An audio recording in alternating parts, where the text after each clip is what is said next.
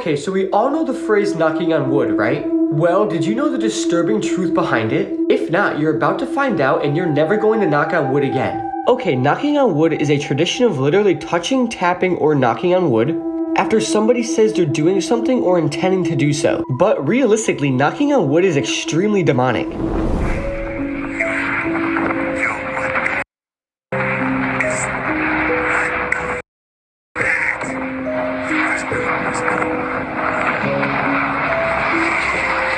Now, you are looking at one of the most disturbing photos in American history. In the 1950s, the Cooper family purchased an old home in Texas and moved in. And on their first night in the house, the father took a photograph of the family to commemorate the event. If TikTok gets banned in the US, couldn't we all just download VPNs and access TikTok from servers in other countries? Yes and no. If you have been wondering what the hell is going on between Kendrick Lamar and Drake, I got you. I'm gonna break it down for you in like a couple minutes. Is my mic good? Did y'all hear that? I'm back, it's your boy FITTI to the E, and today I got a video for you. I started a second channel and have a lot of vlog content for that. I haven't uploaded it yet, but if you click on the second channel down in the description, I'm gonna upload that video before the end of this month. Also remember that we have the astrology chains going out. A lot of people have been actually liking those, so if you guys like the astrology chains, bracelets, anything like that, link down in the description as well. I've got a picture that will give you chills. This photo is of Amy's song from 2017, and the strange part about the picture that you're looking at is that the picture is of Amy. We just don't know who took it. Amy was a college exchange student who was living in Central Florida at the time when she went on a hike by herself. Amy never came back, so her family as well as the school commissioned the police to work on a ground and aerial search while tracing her phone. The phone was eventually recovered. They found it near a swamp, and although Amy's body was never found, that picture was a picture of Amy running through the water. So many questions have continued to surround this case about what really happened to Amy out there and who took the photo of her. At the same time, it's like the person that took the picture, maybe he did it, but again, you can't just accuse someone of something, also when you really don't know. But again, why would he be there taking a picture of a girl running? But she was running. It's a little bit sketchy. I think maybe he did it, honestly. Got a scary update on the woman that went viral after freaking out on an airplane, claiming that everyone was going to die. She said she saw a sinister figure in black at the back of the plane. Well, take a look at this image. The woman did the as above, so below sign. These words and the accompanying gesture are familiar to occultists. Not only that, apparently this woman is now missing. What is going on? Make sure you all like and follow for more updates and scary content. Bro, I remember seeing that back when it went viral, and I was just like, I'm pretty sure they figured out what happened to her. I think she was like intoxicated with something. I don't remember, but like, I don't think it was anything too crazy. Unless they're trying to cover something, which is what they usually try to do. Kind of weird, right? Like, why? She found out that her husband of over 10 years didn't exist.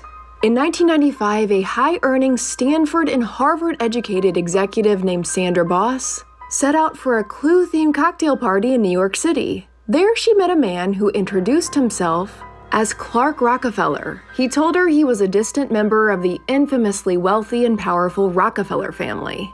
He claimed he was an heir to the Rockefeller fortune and said all the right things. Clark was not only very intelligent, but he was charming. The two fell in love and got married in an unofficial ceremony. But not long after, Sandra began to notice some strange things about her husband. Most notably, for being a Rockefeller, Clark never had any money. Sandra was the breadwinner for the family. Clark told Sandra to file her taxes as a single person, even though they were married. Sandra also found that Clark didn't have a social security card, not even a credit card to his name. He was also cagey about his past, but the two had a daughter together, so Sandra tried to make it work.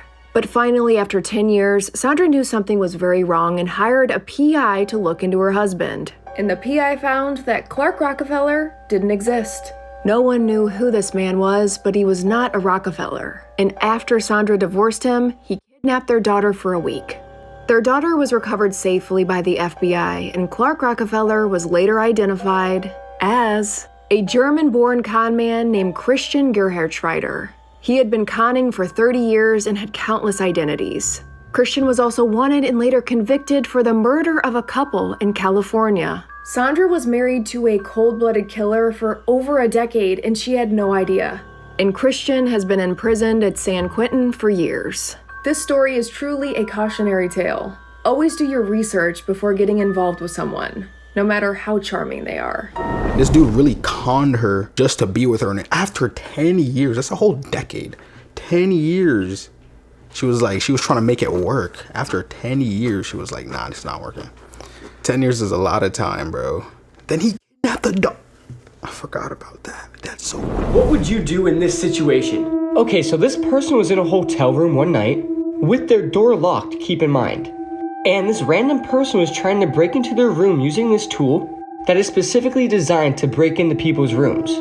And this is why you should always put a towel on your door handle. I promise you, it could save your life. Here's the video.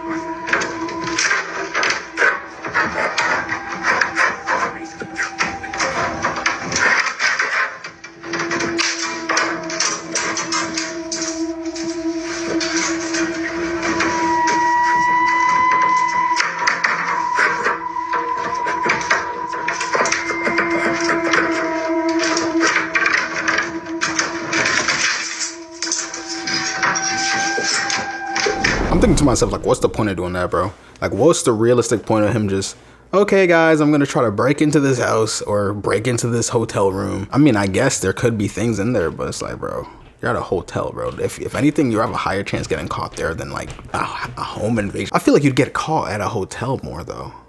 What do you get? What do you think? Put it down in the comments. This might be one of the scariest videos found on the dark web.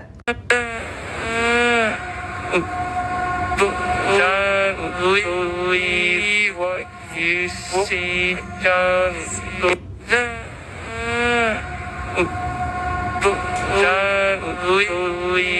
what you see. A shop owner set up cameras in their store after finding their store often messed up in the morning. It seemed weird that nothing was ever taken, but their product was all over the place. This is what they discovered. I don't know what that creature is, but their store is haunted. What do you guys think? Let me know in the comments below. I don't know. To me, it kind of sounded like something in reverse. Like, you know, sometimes you hear things like songs or like even maybe just people talking. It's just like in reverse. That's what that sounded like. I don't know. Maybe I'm wrong, but I don't really think so. Okay, so we all know the phrase knocking on wood, right? Well, did you know the disturbing truth behind it? If not, you're about to find out and you're never going to knock on wood again. Okay, knocking on wood is a tradition of literally touching, tapping, or knocking on wood after somebody says they're doing something or intending to do so, in order to avoid a tempting fate after making a favorable prediction or boast, or the hopes of somebody's death. But realistically, knocking on wood is extremely demonic. When you knock on wood, you're just begging a spirit to come and help you with whatever you wanted. Just listen to this priest explain it and promise me you're never going to knock on wood again. Our lives. I haven't mentioned the practice of knocking on wood. Don't raise your hand. Has anybody ever knocked on wood? Do you know where the practice comes from? It's a druid practice believing that spirits live in the trees. So when you knock on wood, you're asking the spirit that lives in the tree to come to your aid and to grant your request. Now, if you've ever done that, I'm not saying you're possessed, so don't worry about that. But I just share that as an example of how things that have to do with the occult can become so mainstream. Hey, I did not know that, but one thing I will say, most people that be like knock on wood don't actually knock on wood, bro. They just knock on like plastic tables, fake wooden tables, never really on trees. Maybe like once in a while you'd be outside like knock on wood, boom, boom, boom, knock on a tree, you know what I'm saying? Get possessed real quick. But like realistically, nowadays everyone's knocking on plastic, straight fake wood, so hey, at least we're safe. 5 haunted places local to me in Dorset. The last story had me crying. Knowlton Church, said to be one of the most haunted places in Dorset. The church was built in the 12th century and was deliberately sited in the middle of a pagan place of worship. Paranormal groups have witnessed swirling white mists and have heard ethereal voices chattering around them, and a tall figure dressed in black that suddenly appears from nowhere can be seen. Scapeland's Court is a 15th century Grade I listed house in Poole, Dorset. It is believed that a maid named Agnes Beard was K for lead at the house in 1598. Tyneham Village. Tyneham is a ghost village abandoned in 1943 and former civil parish. Visitors have claimed to see things out the corner of their eye when visiting. People have also stated feeling uneasy in the school classroom that is there. A ghostly sighting has been caught on camera of a tall man in a flat cap and long coat. Cough Castle. William the Conqueror began the castle, although it was King John who turned it into the royal palace. Strange, flickering lights have been seen moving about the ramparts at night. The heart-rending sobs of a weeping child has been heard from the castle. But the most famous haunting here is Headless White Lady, whose shimmering shade chills the blood of those who chance upon her. Athelhampton House, a beautiful historic house in the west of England. The ancient manor of Athelhampton has been continually lived in since Saxon times. Many ghost sightings have been reported from this house, including a grey lady sitting in a high-backed chair, a priest garbed in a black cassock. But the most famous, and, for that matter, most unusual, of Athelhampton House's phantoms is a spectral ape, the adored pet of one of the daughters of the house.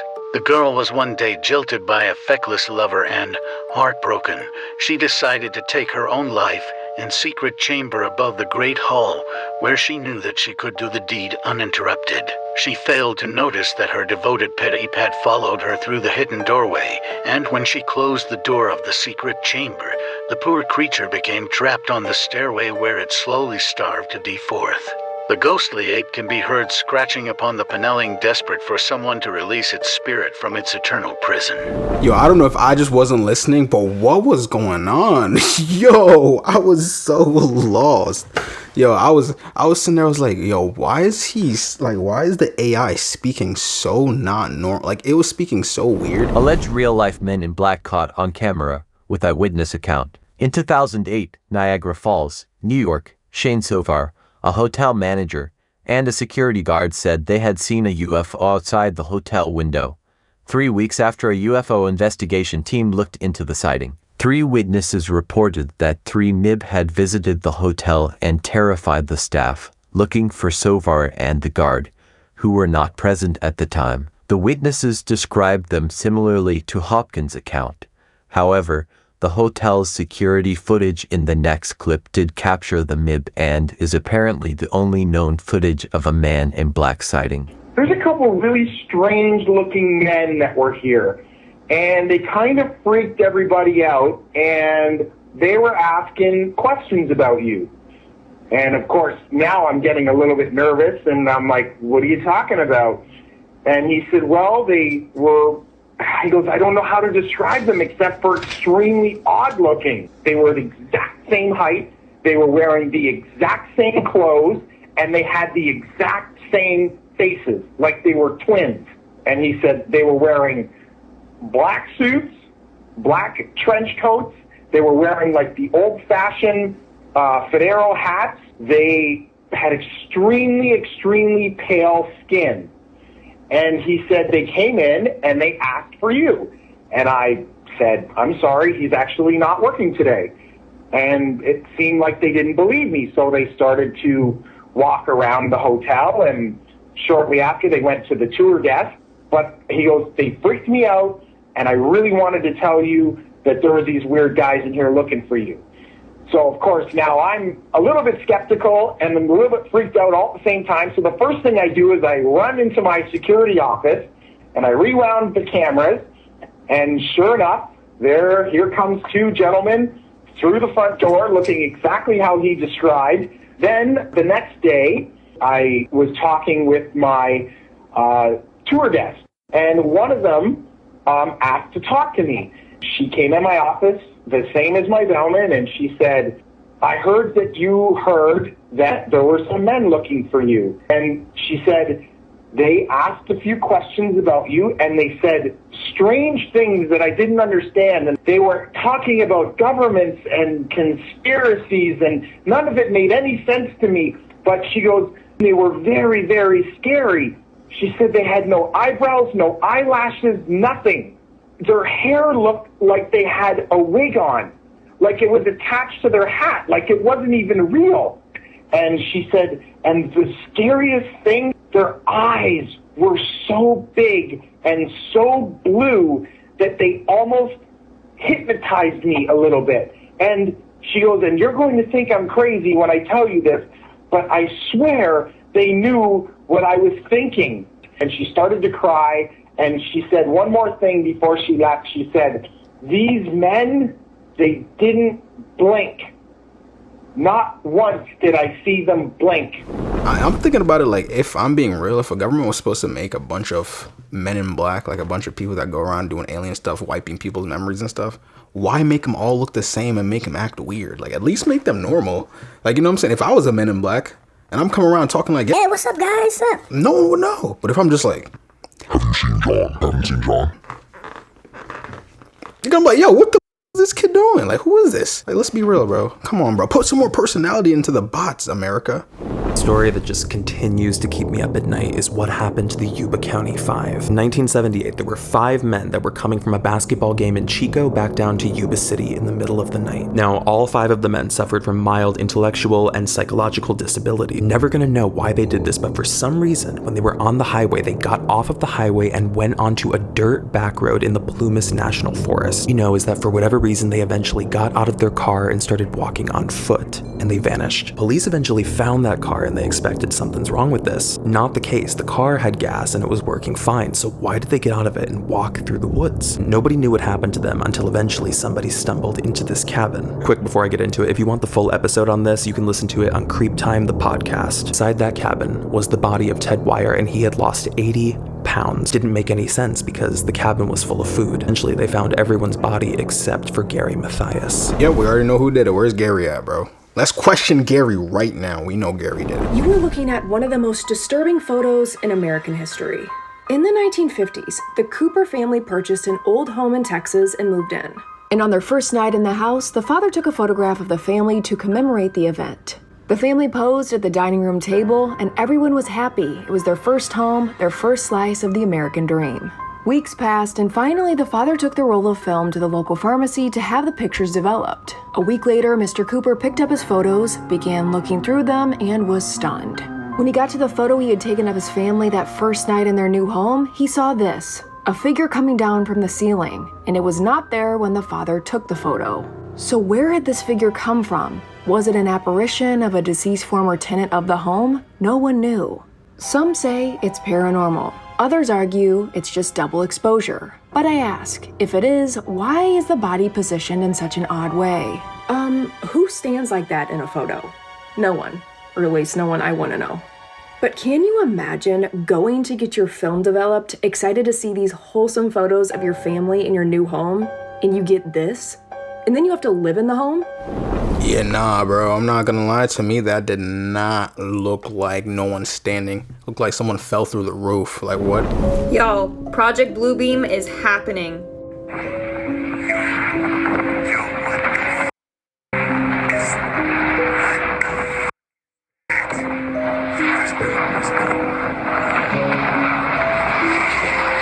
Now, what is Project Bluebeam? Basically, this guy, Serge, discovered that NASA and the government are up to something called Project Bluebeam. Basically, they are going to fake an alien invasion using AI and holograms. And then they're gonna fake a whole alien invasion to scare us, and the government's gonna sweep in and save the day so that everyone gets faith back in the government. They hope that it will restore order and everyone will be compliant as the government saves the day. Everything is getting super weird, and just be careful because they might stage an alien invasion with destruction. Check me out on YouTube for more information, link in bio. Yo, I better not get caught in that crossfire. I didn't do anything. I'm just chilling over here making my video. Oh, one thing I will say though, that's actually not a bad idea. Except for the fact that innocent people might die. It's not a bad idea because think about it. If we did get an alien invasion, that would force all of humanity to come together instead of us fighting like, oh my gosh, war over here. War over here. We could all just be one for once, you know what I'm saying? Not so separate, just one. Just One. I'm kind of surprised by how many people don't know the true story behind the Kleinfalls axeman. 1970s, there were 2 young female Yale students who decided they were going to do the Trans-American Trail. It's like a huge cross-country biking trail. The girls end up stopping in the Kleinfalls National Park to set up camp for the night. In the middle of the night, one of the girls wakes up to the sound of screeching tires in the forest, and she feels this crushing weight. Somebody just floored their truck over their tent, and she's pinned under the wheel. And she remembers hearing somebody get out of the car, and she just hears the sound of them chipping away at her friend's head with an axe. And this guy comes over to her and he starts axing her in the head. So if you want a full breakdown of this, I've got one on Creep Time the podcast. You can check the link in my bio. All this girl remembered was looking up and seeing the silhouette of a tall cowboy standing over her. And then for whatever reason, he just stopped, got back in his truck, and he left. Somehow this girl manages to get up, get to the main road, and she gets help, and both of them survived. We're still never gonna know who the cowboy was. At least they both survived, but that's kind of weird. Like, what? That's so random, bro. That's what I mean. Like, it's so random. You'll be chilling, in your tent, and talking to your friend, like, yeah, it's been lit. We're about to go on break. Everything's fire. Out of nowhere, like, what the? Chilling there, like, yo, what? Then you just look up. It's just some big cowboy dude with an axe in his hand. Just like, yeah, bro. You're like, why? He's just like, yeah, man. It's like, what? This place has such a dark history, the US government declared that no one is allowed to visit. This is haunted and abandoned North Brother Island. North Brother Island is one of 2 small islands located in New York City's East River, and it's completely abandoned and pretty spooky. With buildings, sidewalks, and streets shrouded in wild vines, the island is haunted by its past. There is no denying that North Brother Island has a dark history. Back in the day, North Brother Island was home to a quarantine hospital named Riverside. A place for those like the famous Typhoid Mary and others suffering from highly contagious diseases like smallpox, typhoid, tuberculosis, and polio. The island was eventually abandoned after a failed attempt at converting it to a rehabilitation center. What remains of this eerie place are crumbling buildings ready to collapse at any moment. It's truly an island frozen in time. Outside access to the island is rare and requests are only considered under very specific conditions. What are your thoughts on this very spooky and very abandoned island? One thing I will say is that, hey, it's abandoned for a reason. So my friend was telling me about this case and I literally had to look it up. I did not believe her. And now that I've confirmed that it is true, it's probably the creepiest thing I've ever heard. So this is 3-year-old Riker Webb. One day, he was playing with his dog in his backyard when he vanished into thin air. Police did a very extensive search for him. Neighbors got involved, they had dogs, they had helicopters, the whole 9 yards to try and find this toddler. But it wasn't until 2 days later when he reappeared, looking like this. Now, it's very obvious that something traumatic has happened to this child. But what's even stranger is that Riker was found 2.5 miles away from where he went missing. And remember, police did a very extensive search. Not only that, but this outfit is not what he disappeared in. So this toddler has supposedly wandered off by himself and has somehow survived in the forest for 2 days with negative temperatures. And when he reappears in the same areas that everybody has been searching for him in, he's wearing someone else's clothing. What happened? Sadly, we already know what happened. Someone took him, bro. I mean, I don't know if it's a fact, but like, it's what only makes sense. There's no kid is gonna walk outside for 2 days straight through the woods and all that. Come dressed up. Like, obviously someone gave. It's weird, right? Weird, but he looked completely different too. That's even scarier. Have a Tata Dwende story time. In case you don't know what a Tata Dwende is, a Tata Dwende is a small man that lives in the jungle. His sole purpose is to protect the jungle and all of the animals that live within the jungle. But he is also known to lure children and adults into the jungle. If you follow him along, you are usually never heard from again. Now, story time. This was submitted by Javier. I went ahead and tagged him down below. This story actually only took place a couple months ago. So one night, Javier is sitting at home and he starts to hear whistling coming from outside.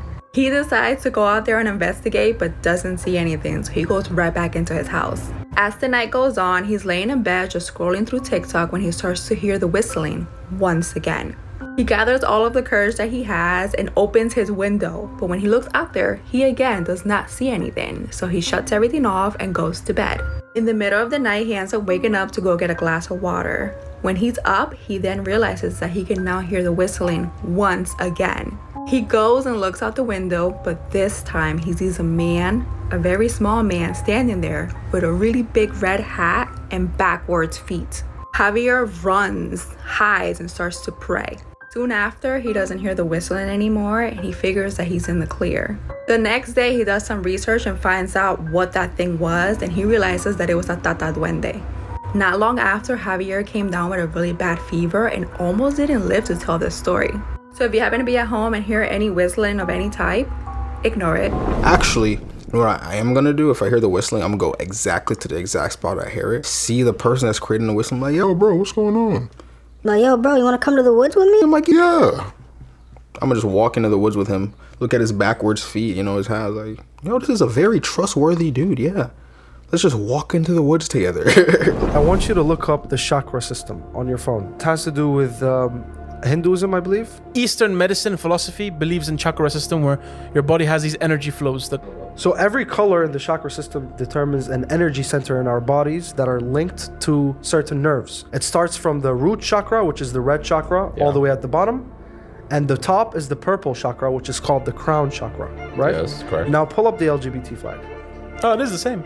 But it's upside down. The weakest chakra is at the top on the flag. And the strongest chakra is at the bottom. Yeah, I don't know, man. I feel like that's a leap. You think so? Yeah, I think you're just connecting coincidences because it serves your point. Purple, red. Red, purple. Coincidence. Coincidence? Yeah, I think that was a stretch. I'm not gonna lie. I'm like, honestly, bro, I don't know how chakras and LGBTQ are gonna correlate. What does that have to do with anything, bro? In the last podcast, I spoke about the Shams al-Ma'arif book. Yeah. And a lot of people on TikTok, they rate it as the world's most dangerous book. But it is not the world's most dangerous book. The world's most dangerous book is actually called Al-Ghazali. Al-Ghazali is like... Al-Ghazali is actually a book that is believed to be written by jinns themselves. They are the authors, and people that talk to jinns were the ones writing their words down in the book. Shams al-Ma'arif starts off with verses of the Quran. It just teaches you how to do black magic, how to clear black magic, some other rituals that are not dangerous, some things that are very bad. Al-Ghazali, on the other hand, it is a ritual from start to finish. It is a short book. People who do witchcraft and black magic, there are like, when you enter that realm of jinns, you have like a pretty much, I don't know how to phrase this, but it's like a rank system, or you need to, like, you earn your way up. For you to have access to Al-Ghazali book, you need to be at a very certain high rank or level in their world. You need to earn to read this book. And if you don't have that certain ranking, status. If you don't have that certain status, then very bad things will happen to you if you read this book. It's so lethal that I've seen videos of imams, they don't even want to touch the book. Sheikhs, bro, they don't want to touch the book. They wear gloves while they go through the papers. Previous civilizations, about 300, 400, 500 years ago, they burned all the copies of this book because most civilizations back then in this region were very Islamic. So the online versions are not the real Al-Ghazali book, but the Al-Ghazali book is the world's most dangerous book. You cannot read this. If you read this, actual bad things will happen to you. Just having it in your house, bad things will happen to you. Well, good thing I'm never gonna read that book. I don't think there's a point for me to even read that book. I don't even think I would even understand what the book is saying. I'd be like, what is this thing talking about? And then all of a sudden, everything bad is just happening to me. I just fall, trip, break my hand. Like, what? I'm like, bro, I can't even understand the book and it's already creating all this chaos? Hell no, burn that.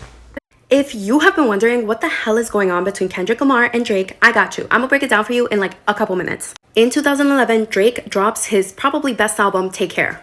He has a feature with Kendrick on that album titled Buried Alive. But at the time, Kendrick was very up and coming and Drake was on his second album. In 2012, Drake would go on to ask Kendrick and A$AP Rocky, who he now also has beef with, to be his opening acts on tour. In 2013, Kendrick is featured on the song Control with Big Sean, where he calls out a lot of the big names in rap and pretty much says, hey, I got a lot of love for y'all, but I'm trying to unalive y'all. And Drake and Big Sean were two of the names that he calls out. Later that year, Kendrick comes for Drake again at the BET Awards Cypher, where he says, nothing's been the same since they dropped Control, and tucked a sensitive rapper back into his pajama clothes, and then also calls Drake a fake. In October 2023, Drake and J. Cole link up for the song called First Shooter. In J. Cole's verse, J. Cole says, I love when they argue who's the hardest MC. Is it K. Dot? Is it Aubrey? Or is it me? And if you didn't know, K. Dot was Kendrick Lamar's original stage name before he was Kendrick Lamar. J. Cole also says, we the big three like we started the league. In March of this year, Kendrick is featured on a song called Like That with Future and Metro Boomin, where he says, MFing big three, it's just me. Basically saying, big three who? In April, Drake would go on to release his first diss track called Push Up. In the song, he basically clowns Kendrick for being 5'5". He also brings up Lamar's previous record label, Top Dog, saying, Top Dog told you drop and give me 50 like it's push-ups, but what he's referring to is like 50% of all of his earnings go to the label. Drake drops another diss track called Taylor Made Freestyle. In the song, he suggests that Kendrick is likely waiting for Taylor's new album to drop so that he could then drop his diss track. Now, if y'all remember, Kendrick's first #1 was actually featuring on Taylor Swift's Bad Blood, and Drake suggests that Taylor is basically Kendrick's new top dog. Kendrick hits back with the song called Euphoria. In it, he calls out Drake's alleged plastic surgery. He comes for Drake's skin color, asking how many more black features do you need to feel black enough? And he also calls out Drake and his label, saying that they submitted a cease and desist to try to get the song Like That Kendrick originally made off the radio. Just yesterday, Kendrick then drops a response. In the song, he asks Drake if he's ever considered that someone on Drake's label OVO is working for him. And he also calls out Drake for paying to get info on Kendrick. The same day, Drake comes out with the song called Family Matters. He calls out Kendrick for being a fake activist. He also questions why Kendrick would call him out on his skin color when his long-term partner is a mixed queen. And Drake is mixed too. He also alleges that Kendrick has hit his partner, asking, when you hit a girl, is it self-defense because she's taller than you? Saying that Kendrick had to hire a crisis management team after finding out about her infidelity and hitting her. And literally just minutes later, Kendrick responds with a song called Meet the Grams, where he does 4 different verses. One is addressed to Adonis, Drake's son. One is addressed to Sandra, Drake's mom. One is addressed to Drake. And another verse is addressed to this baby girl who is 11 years old, who is allegedly also Drake's daughter, who he never sees, has never spoken publicly about. He calls out Drake for allegedly having offenders of the Nicki Minaj's husband type on payroll. It is brutal. He calls Drake a deadbeat, an alcoholic, a user of substances. He tells Adonis, don't cut corners like your daddy did, F-O-Zempic. And in addressing that daughter that Drake has never spoken about, he says that instead of being with her on her 11th birthday, Drake is out in Turks and Caicos paying for physical activity with women. Oh, and he also calls out Drake for hiding other children besides those two. And that is all the beef we have so far. I'm here for it. I can't wait to see what comes next. But also, can we just talk about how every time Drake gets into beef with someone, he gains another love child? Yeah, nah, that beef was crazy. I remember just chilling there. Everyone's like, oh my God, Drake just dropped some music. I'm like, all right, listen to it. I was like, pretty good. Then literally 30 minutes later, Kendrick Lamar dropped. I'm like, what? Yo, that's insane. Literally 30 minutes. And it's just a diss track. And then Kendrick drops again and he just blew up. I personally think Kendrick won. I have some homies that think that Drake won. I'm like, bro, if you think Kendrick won, put it down in the comments. If you're a Drake fan, I mean, I like Drake, but I'm saying it. I didn't think he won, bro. Drake definitely did not win that, bro. I don't know who would think Drake won that, but hey, I don't make the rules.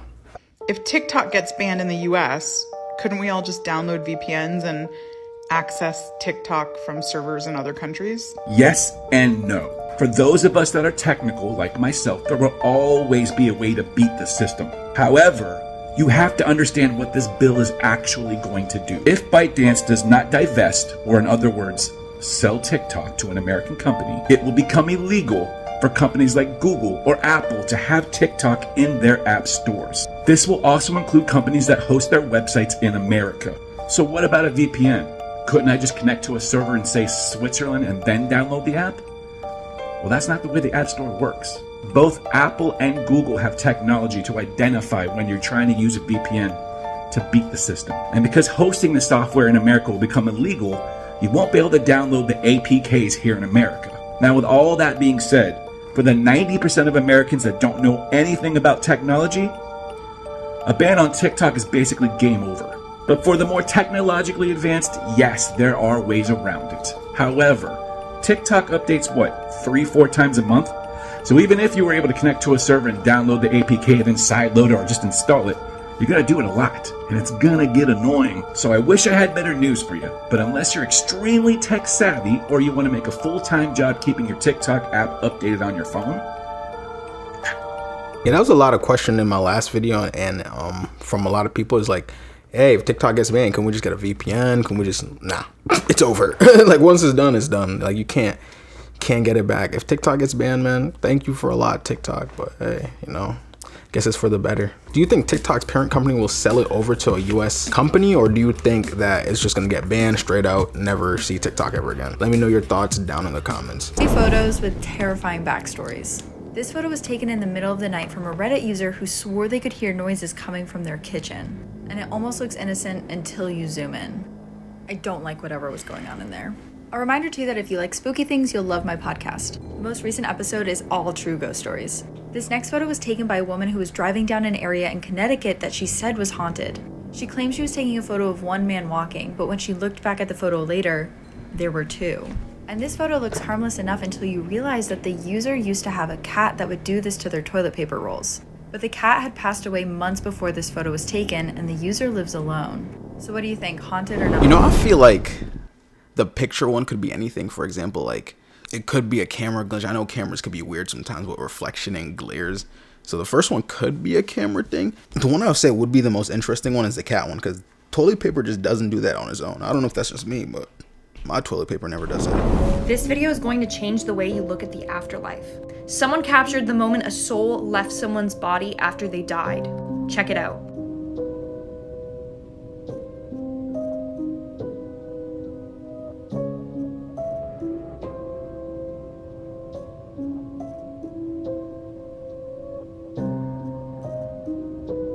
That one actually looked like someone, like their spirit just left. I wonder if they actually died during that moment. Did you have an imaginary friend growing up? Some believe those friends are actually ghosts. Listen to this story. While babysitting his niece one night, a guy drifted off to sleep while studying and watching her from the baby camera monitor. He was suddenly awakened by the sound of whispering coming from the baby monitor. He looked and saw it. On the monitor showed a dark figure in the corner of his niece's room near her crib. Terrified, he ran into his niece's room, didn't see the shadow figure, but grabbed her and ran back into the living room. Eerily, when his brother returned later that night, he asked him not to tell his wife, but said he too had seen that same shadow figure and heard whispers near the crib. They continued to live in that house for another 4 years, and that little girl frequently talked about her special friend. I had an imaginary friend growing up, and now I'm really wondering. What about you? What are your thoughts? I never personally had an imaginary friend, but I knew a lot of people that did. And I don't know how I feel about it. It was kind of just like some childish stuff. Like maybe for some people, imaginary friends are normal, but I never had one. If you had an imaginary friend, let me know your story down in the description. I feel like kids can see ghosts that we can't see. This story is about an imaginary friend that was probably something way worse. And if you like spooky stuff, definitely check out my podcast. A woman in Virginia claimed that when her daughter was little, she used to have an imaginary friend that she called Little Michael. And at first it was all the normal imaginary friend stuff that kids do. She would ask if little Michael could eat dinner with them. She would ask if little Michael could tuck her in at night. But she also said that if little Michael didn't do those things, that he would get mad, which the mom thought was kind of weird. But then one day the daughter is drawing, so the mom comes over to see what the daughter's working on. And she had drawn a stick figure of herself holding hands with a ghostly child figure that was in tattered clothes. This isn't the exact photo, but the child apparently had these deep, large black eyes and was holding wilting flowers in the other hand. So the mom's a little worried and she's like, "Hey, what are you drawing?" And the daughter's like, "Oh, it's little Michael." The mom said the daughter demanded that that photo be put on the fridge, and after the drawing was placed on the fridge, little Michael just kind of stopped showing up as much. The mom chalks it up to a little kid's imagination, but also says that anytime there's any sound in the house, that's all she can think of. That's how you know her daughter's words had a play on her, because she says now every sound she hears, she thinks it's little Michael. Maybe it could be little Michael. Okay, this girl's house is for sure haunted. Watch closely.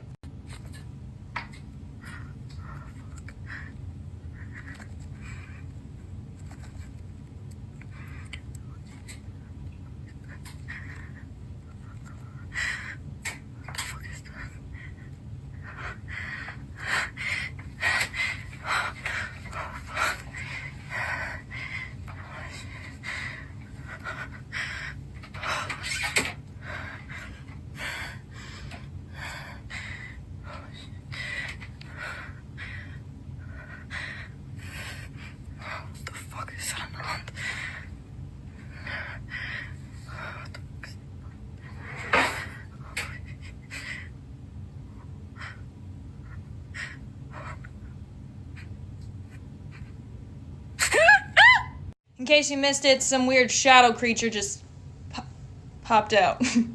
What do we think, though? Is this real or fake? Let me know in the comments below.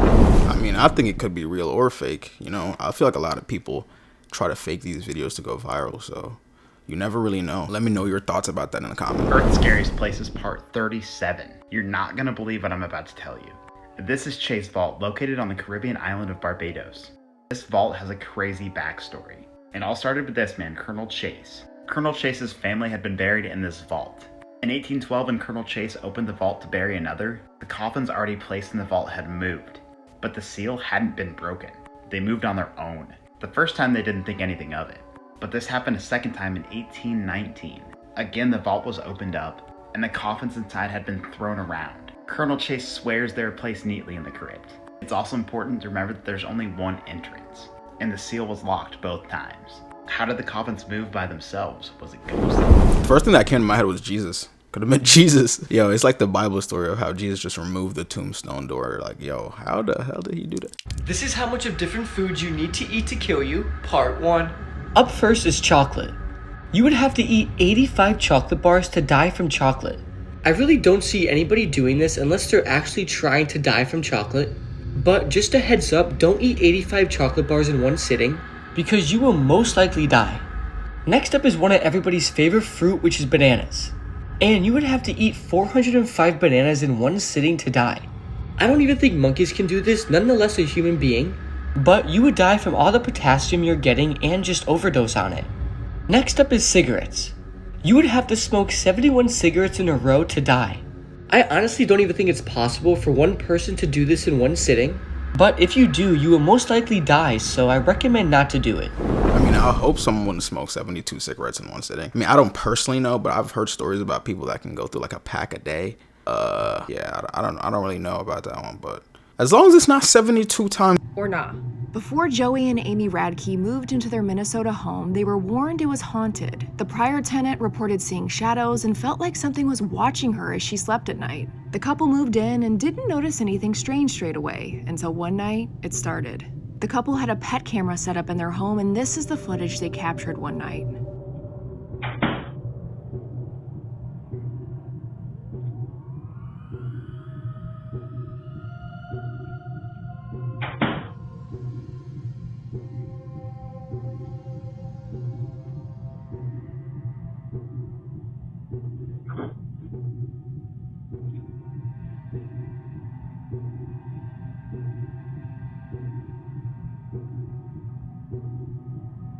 A ghostly figure in a nightgown suddenly appears in the hallway as the couple's cats take cover underneath a table out of fear. Joey did some research on the home and believes the figure to be the ghost of an elderly lady who passed away in their bedroom years before. And ever since capturing this apparition, the couple has reported more activity in the home, seeing things and that same feeling of being watched.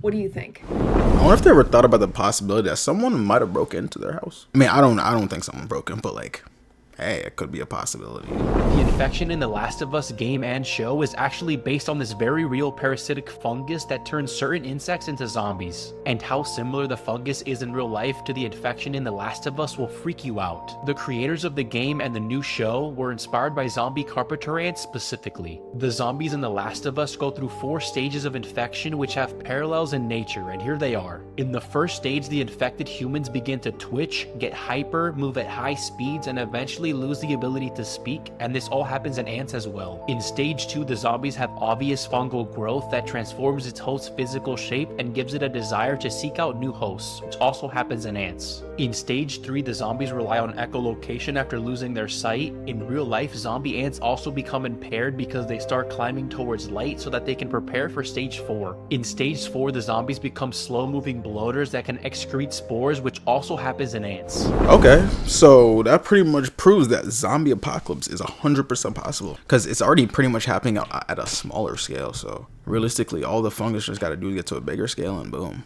we got a zombie outbreak with humans, which is even scarier than with ants. People are convinced that this is a skinwalker. Listen carefully.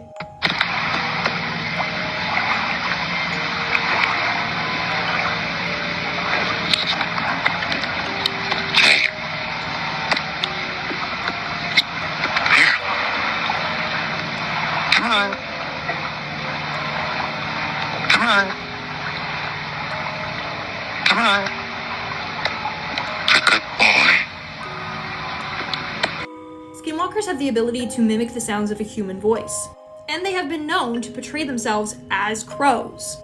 So could this be a Skinwalker? Let me know your thoughts in the comments below. Also, I did a video on my YouTube channel about Skinwalker sightings, so if you want to see that video, link in bio. Didn't it say raven though? Why should I say crow? I know ravens are really smart birds. Like, I wouldn't doubt if that's just raven doing what ravens do, but hey. If it is a Skinwalker, whoever's recording it, they gotta be someone super lucky. Look at this video. But did you know there could be another contender waiting in line, a dangerous contender known as the zombie fungus? A fungus that hacks the brain and could potentially turn one into a zombie. Look at this one too. Warning about a potentially deadly fungus that's apparently spreading throughout hospitals. Cases have been reported in at least 30 states. No. I refuse to believe this. Right at the start of 2020, people stood up and shut the whole world down. No one's allowed to leave home. But today, COVID is harmless. No one cares if you're infected with the virus. It's just another flu, apparently. Billions of PCR COVID swabs were conducted. We paid. American, Chinese, and British vaccines were sold to governments worldwide. They told us about 72% of the world's population got vaccinated. What you are seeing now could be one of those, boys, we made a lot of money. Let's do it one more time in 2024. I'm sure many of you have seen The Last of Us. Now, it is true, the type of zombie fungus that they refer to in the series is a real fungus. That does exist. However, based on health institutions, this fungus only affects insects and does not affect human beings. Yet, let's say it does, one day. Maybe some Chinese or American labs modify this fungus and they let it explore. We'll have zombies attacking us. I'm not getting vaccinated, bro. I'm going old school. And you should too. Pretty much touched up on what I said in the last video we saw about zombies. It's like on a smaller scale that really exists. So that means if we get it to a larger scale where it's like infecting human brains. Yeah, we're done. It's over. Pack it up, it's over.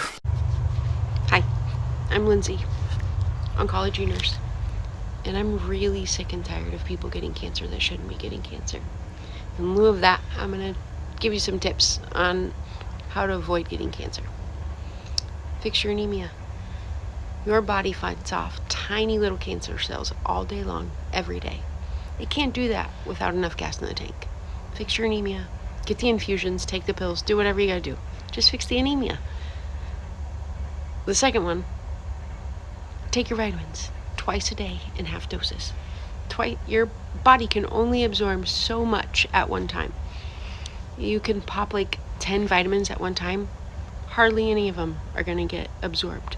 But if you take them twice a day in half doses, there's a way better chance that those vitamins are gonna get absorbed.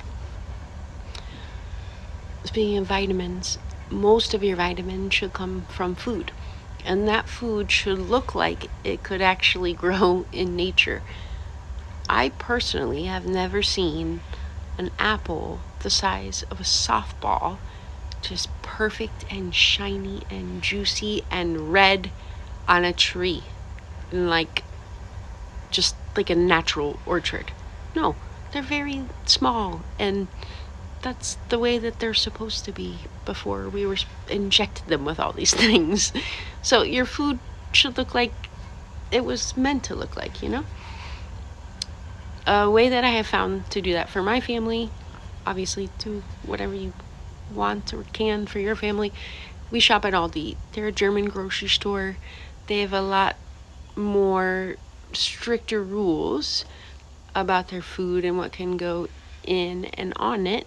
And I feel like I don't have to worry so much as a mom if that gets taken off my plate. Like, if I can just not worry about that for a minute, that's good for me. Your mental health is also very important. Get your screening exams, get your mammos, get your colonoscopies. They're horrible, I know, but it's a lot less horrible than having cancer. Check your boobs. Have your husband check your boobs. Somebody should be checking your boobs once a month. if it doesn't feel right, just go get it checked. If you don't have health insurance, find a good alternative. Like, there's several places in where I live that will do reduced cost screening exams and things like that. Aside from that, I understand it's a huge mountain of things to undertake to try to keep yourself and your family away from all the stuff, all the environmental factors that we are exposed to in this country. But just do the best that you can. And as long as you're being intentional about it, I think it'll be okay. Come back tomorrow for more tips. Love you. Honestly, if you take care of yourself, it's not a complete guarantee you won't get it. But if you just check for it, the best thing you could do if you do end up, God forbid, getting it is just catching it early. Catching it early is probably the best favor for you. Hey, bro, you know what's crazy about our world? If you handsome, you can get away with anything. They asked Bob in an interview, they said, you be cheating? He said, yeah. They said, what? They said, you know you got a wife and kids, right? He said, yeah. And nobody said anything. He wasn't hiding either. They asked one of the girls, so you just went along with it? She said, have you seen Bob Marley? Now, I want you to pay special attention to this snow bunny right here. Yeah, that wasn't no random snow bunny. This is Miss World, which is crazy because she was also Miss Jamaica. Her name was Cindy. That was one of his baby mamas. Matter of fact, y'all know Damian Marley? That's his mom. Thing is, he was so honest about it and had so much audacity. He pushed through that audacity barrier and ended up in a space where no one just cared. He got so many kids. Kids just be popping up every year talking about, hey man, I'm your half sibling. Boy, think he Nick Cannon or something. His wife stayed with him the entire time. They said, you knew he was cheating? She said, man, I knew. She said, I only got kind of mad because I was one of his background singers and he made a song for Miss World and he wanted me to sing it. I got a little upset. They told Miss World when he passed, they said, you know he was married, right? She said he was married? I never knew. Yeah, man, that's that Playboy lifestyle. This man, Bob Marley, took over the world. At one point, he was, I wouldn't say the biggest artist, but at one point, in Jamaica at least, he was the biggest artist. Did you guys ever see that Bob Marley movie? It was an amazing movie. I saw that movie like once around Valentine's Day. Great movie, man. You guys didn't... You quit your job after seeing this? One evening, a guy was working night shift security at a local hospital and was making his nightly rounds. He had just started and it was an average evening, quiet. It was late, so everyone was in their rooms. When he first walked down one hallway, he noticed a wheelchair on one side, but the second time around, he noticed strangely that same wheelchair had moved. There was no one else around, and he got a weird feeling, so he took out his phone and captured this.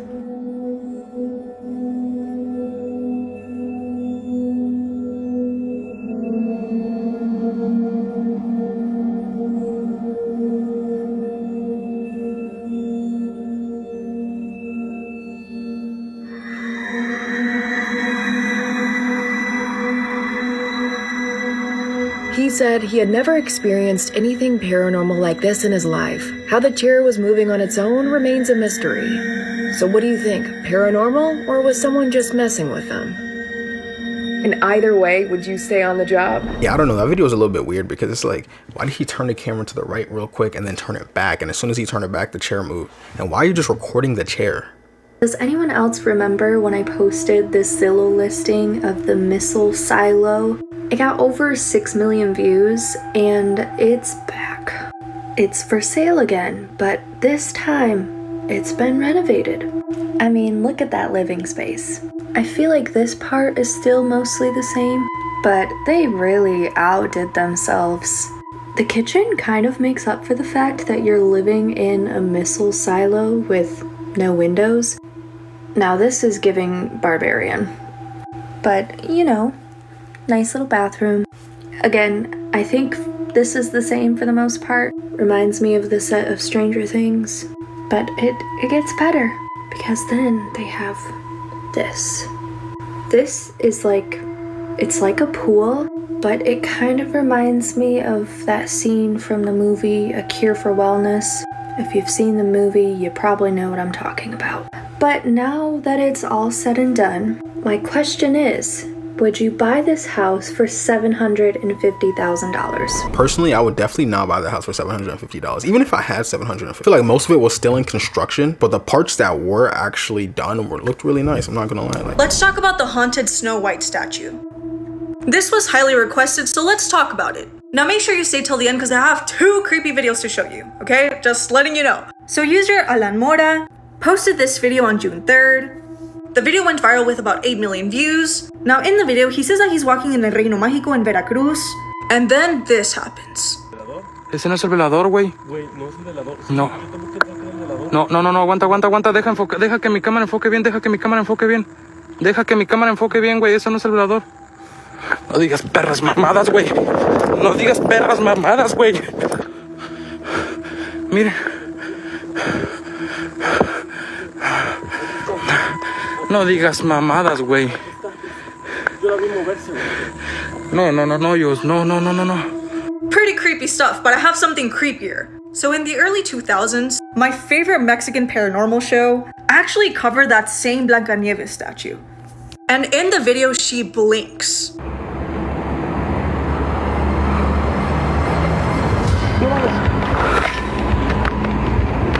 Now the reason why the statue is said to be haunted is because Reino Mágico, the park where you can find that statue at, according to locals, was built on top of a graveyard. El espacio que hoy es ocupado por columpios y juegos infantiles solía ser el resguardo de mausoleos, lápidas y cuerpos humanos que descansaban eternamente. Anteriormente fue un panteón. But later they wanted to make it into a cute little park, so they asked some locals to come and pick up their family members' bodies, but apparently some of them did not. And apparently you can still find some of these forgotten family members there. Honestly, this is kind of a sad story. Like, if there's still people buried under there, that is so sad. Also, why do we look like we're twinning them? They said they call their family members to come pick up the bodies. Yo, that's kind of disrespectful if you ask me. Like, what? It's like, yo, we're gonna build something over this spot. You trying to come pick up your dead grandma? I'm like, what? Hey, come on, bro. AI gone wrong, part 2.2. In part 1 of this video, I talked about Loeb, her backstory, and how she came to be. In this video, I'm gonna talk about how Loeb went from this woman to this picture and how dark it got.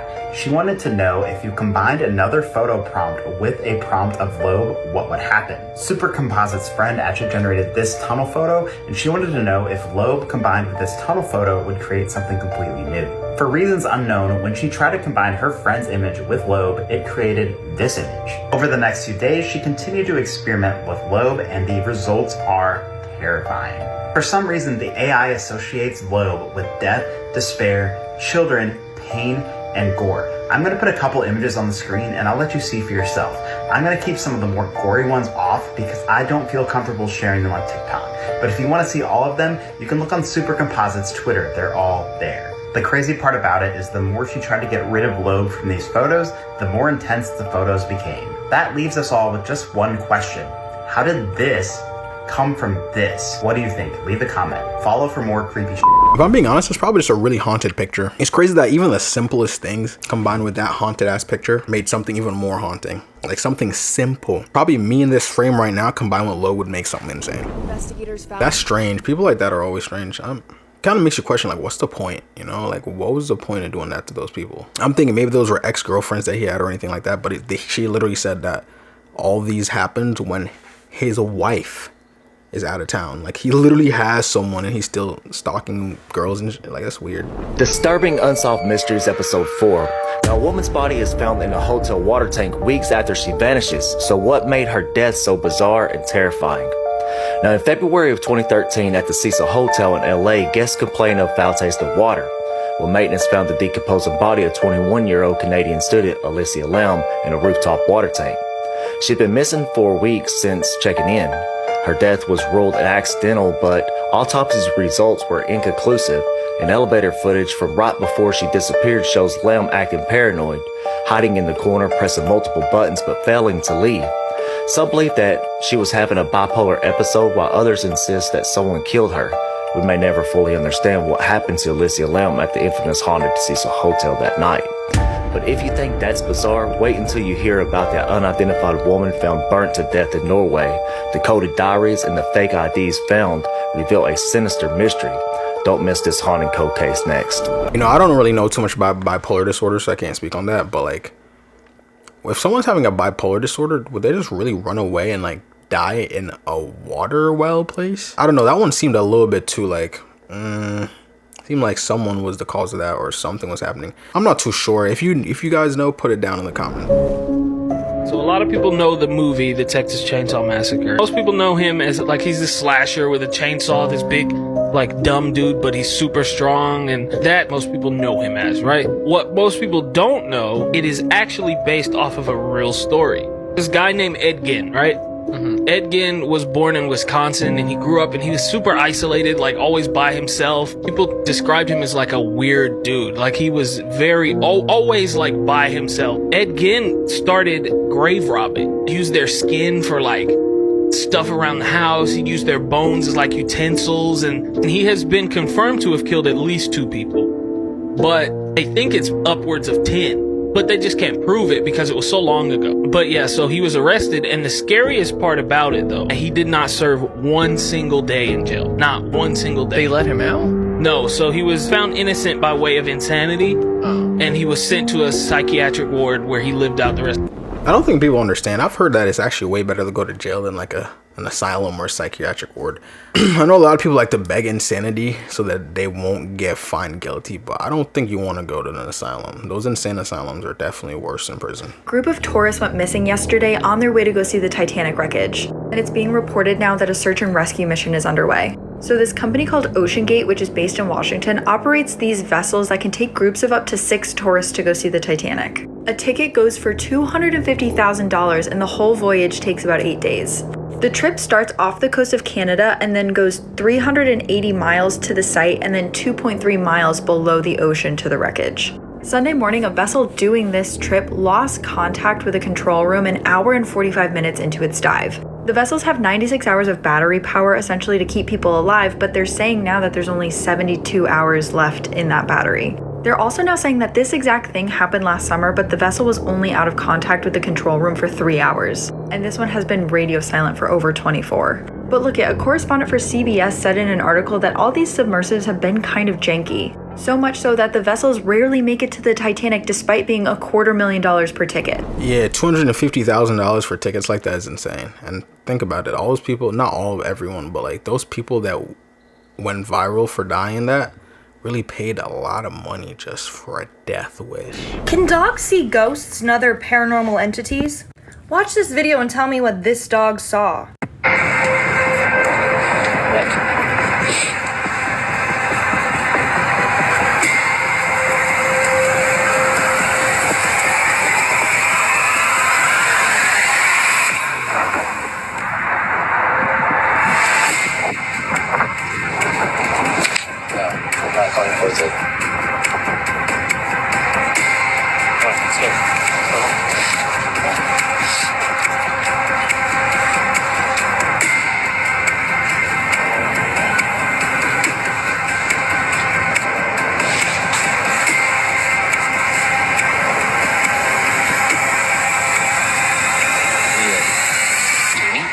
Backing away from it, then let's go.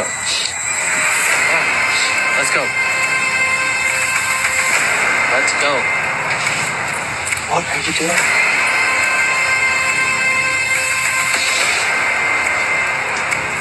He must have picked up on Bigfoot or something, because from what I've known, if dogs apparently see anything paranormal, they usually bark. Like, they usually bark a lot. And whenever they're on high alert, their ears are usually up. Like you see, it's pretty much the same as like this dog right here. Their ears are usually up. But this dog was kind of like scared. So I don't know what he could have seen, heard, or smelled. But I don't necessarily think it could have been anything like paranormal. It probably, if anything, was like some extraterrestrial Bigfoot or something. Like some crazy alien.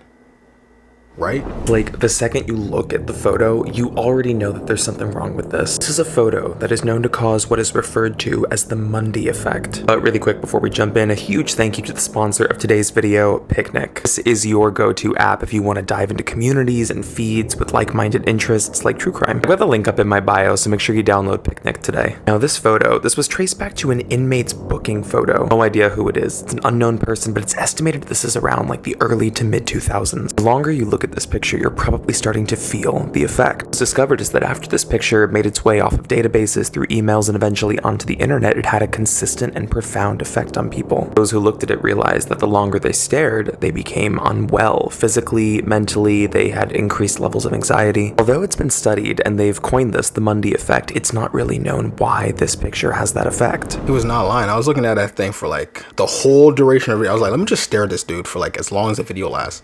And as I'm looking at him, I'm like, whatever. Then after like a little, I'm like, yeah, it makes you mentally unwell, physically unwell. I'm just like, Let's look at this house. For context, it's a 3-bed, 2-bath in Washington for almost $400,000. Keep that in mind. This is the first picture of the inside. Okay, just take a deep breath. We're gonna go quick. Nice balcony. An aquarium in the bathroom right next to the litter box. This is not, like, in what world is this okay? Those poor animals, first of all. Secondly, how does somebody take pictures of this and post it on a site where they're going to be selling this house thinking, yeah, that'll do it? The whole house is a litter box.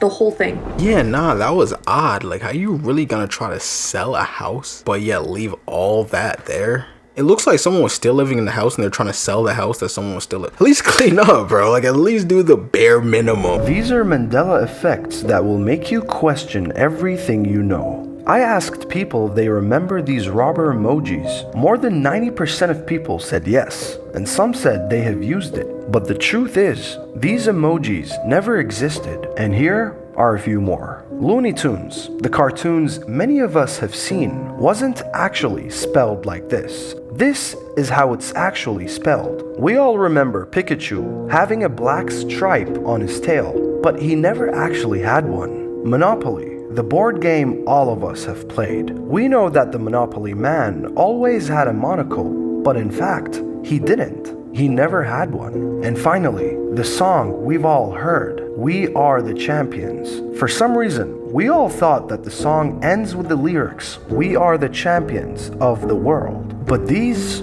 were never the lyrics. The song actually ends with just, We are the champions. Yeah, some of those I've actually heard before, but the Pikachu one always was like, and the Monopoly one was always like, and the Fruit of the Loom one, I don't know if you guys ever heard about Fruit of the Loom.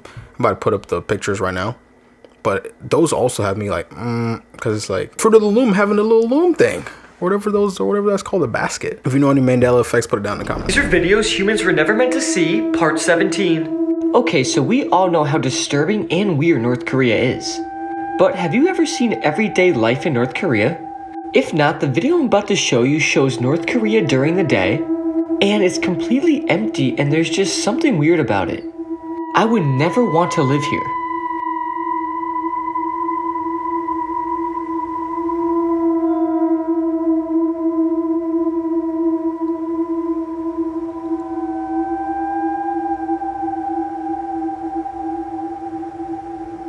I feel like what makes it weird to us as Americans or Europeans or South Africa, wherever you're from right now, what makes a difference for us is because like we're so used to roads having cars, but apparently in North Korea you don't really learn how to drive.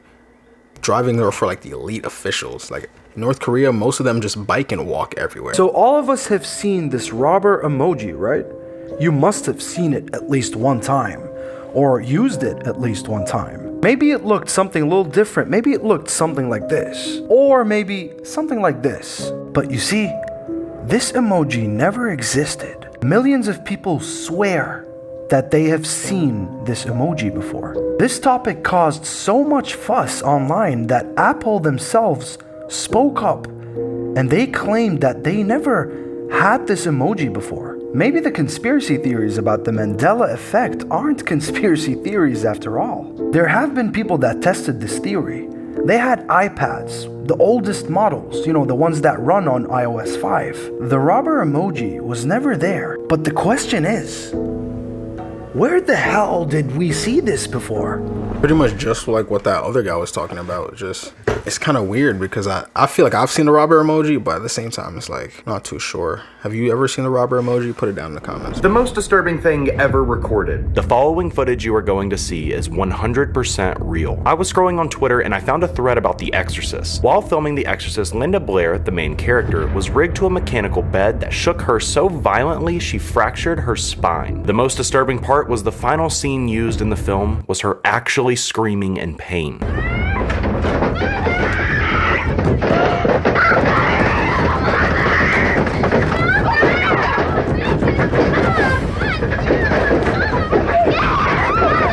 I don't know what it is, but hearing a real scream compared to a fake scream is so noticeable. You'd be like, it's like you could feel their pain through the scream. It's tragic. But I don't know, fake screams are like, yeah. Scary Unsolved Cases, Part 1. In 1970, a mysterious woman was found burned to death in Ice Valley, Norway. We don't know who she is, and it looked like whoever killed her didn't want us to find out. All of the tags were cut out of her clothes and belongings, and any distinctive marks were scraped off. What's also weird is that police found a number of disguises like wigs and various passports with her, and a letter that was written in code. So people assume maybe she was a secret spy. If you want to learn more about this case, I just covered it in my YouTube video, link in bio. This clock tells us when the world is going to end. This is the Doomsday Clock, and it was founded in 1947. It was designed to show us how close we are to destroying the world with dangerous technology. And it's been set to 90 seconds before midnight. But this clock doesn't work like a normal clock. And 90 seconds really doesn't mean 90 seconds before the world is going to end. It just takes into account everything that's going on in the world right now and gives us a threat level based on that. The furthest away the clock has ever been from midnight was in 1991 after the Cold War, and it was 17 minutes away from midnight. And recently it was revealed it is the closest it's ever been to midnight, at just 90 seconds away. But to compare to other years, in 2020 it was 100 seconds away, and since it's just been getting worse and worse since then, the clock has slowly been inching closer to midnight. So what do you guys think? Do you think the world is going to end soon? I mean, eventually the world would end, but soon? I don't think soon. I don't think we're going to even be able to see the world end. But if we do, that'd be crazy. I hope not. There are some mysteries that we may never solve. Part 3. According to history, modern humans first appeared around 200,000 years ago. But records of human history did not start to appear until around 5,500 years ago. This means that 97% of human history is completely unknown and will likely never be discovered. That's actually a little bit scary. That's probably why there's a lot of theories out there. It's kind of crazy how we literally don't know 90% of what was really going on and what made us here today. It's kind of... Scariest videos on the internet, Part 4. This is a famous statue that is said to be haunted. And someone cut its eyes moving on camera.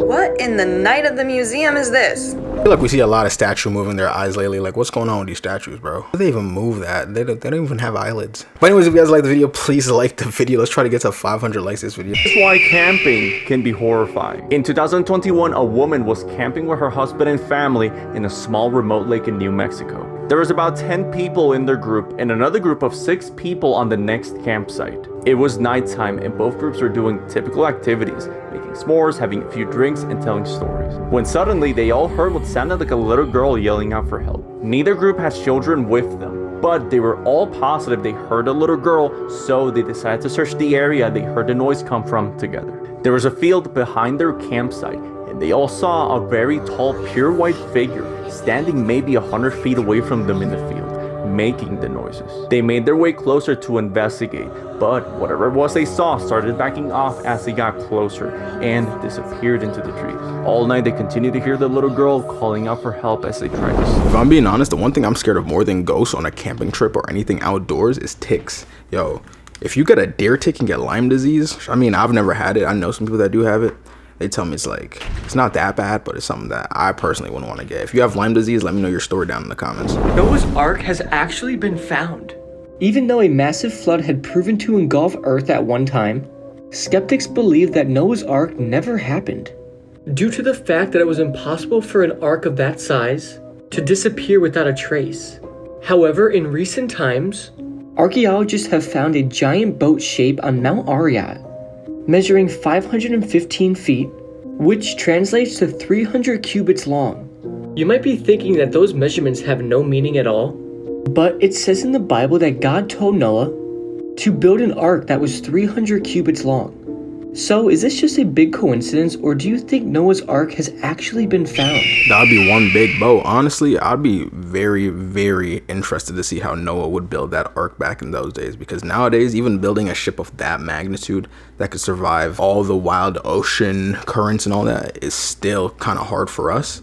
So I wonder how he did it kind of by himself, you know? People think there's some huge conspiracy behind Brittany Murphy's death. Well, let's look at some of the evidence here. So Brittany Murphy had moved into Britney Spears' former home after Britney Spears moved out in one day, claiming there was a paranormal experience. She moves in, and there are some odd occurrences, but one of the strangest tells is that Brittany Murphy's mother made her write a will even though she was only 30, after she was found collapsed in the home.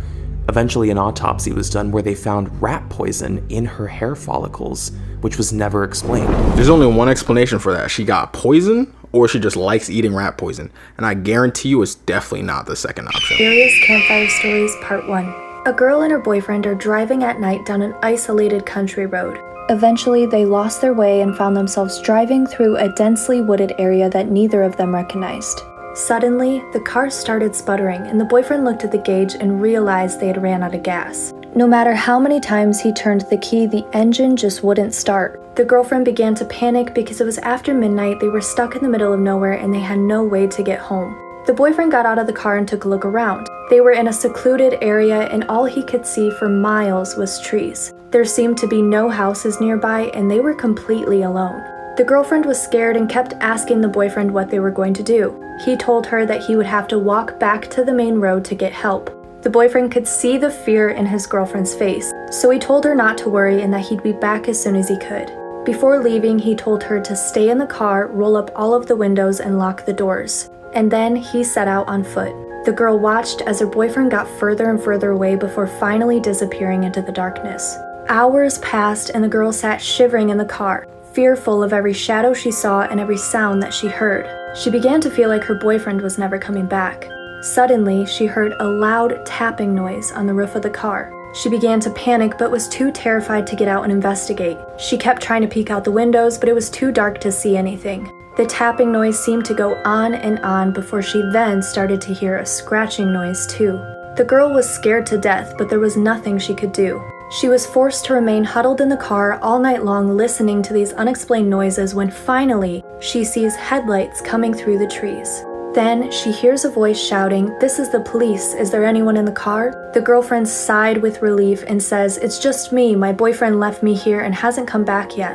The policeman calmed her down and said, "Listen to me very carefully. Open the door, get out of the car and walk toward me. But whatever you do, don't look behind you." The girl obeyed the policeman's orders and began walking slowly toward him, but she suddenly stopped dead in her tracks. The policeman again shouted, "Don't look behind you." But it was too late. The girl couldn't help herself. She turned around and began screaming in horror. She saw her boyfriend's dead body hanging from a tree branch above their car. His head had been chopped off and blood was dripping down his neck onto the roof of the car, and his fingernails scratched the roof of the car as his body swayed in the breeze. I'm looking at it like, as a boyfriend, if you know you're gonna go on this long journey with your girl, you know, late at night, why not fill your tank? Or at least get half tank or a quarter tank? Like, you're running on E? That's a situation where I'm like, that could have easily been avoided, but hey, I don't make the rules. That is a little bit scary though. These are the most haunted places in South Africa. Starting at number 4, the Tokai Manor House. Tokai Manor House was built in 1795. In 1990, the owner of the house, Frederick Eckstein, was challenged to ride the horse in the living room. He accepted the challenge.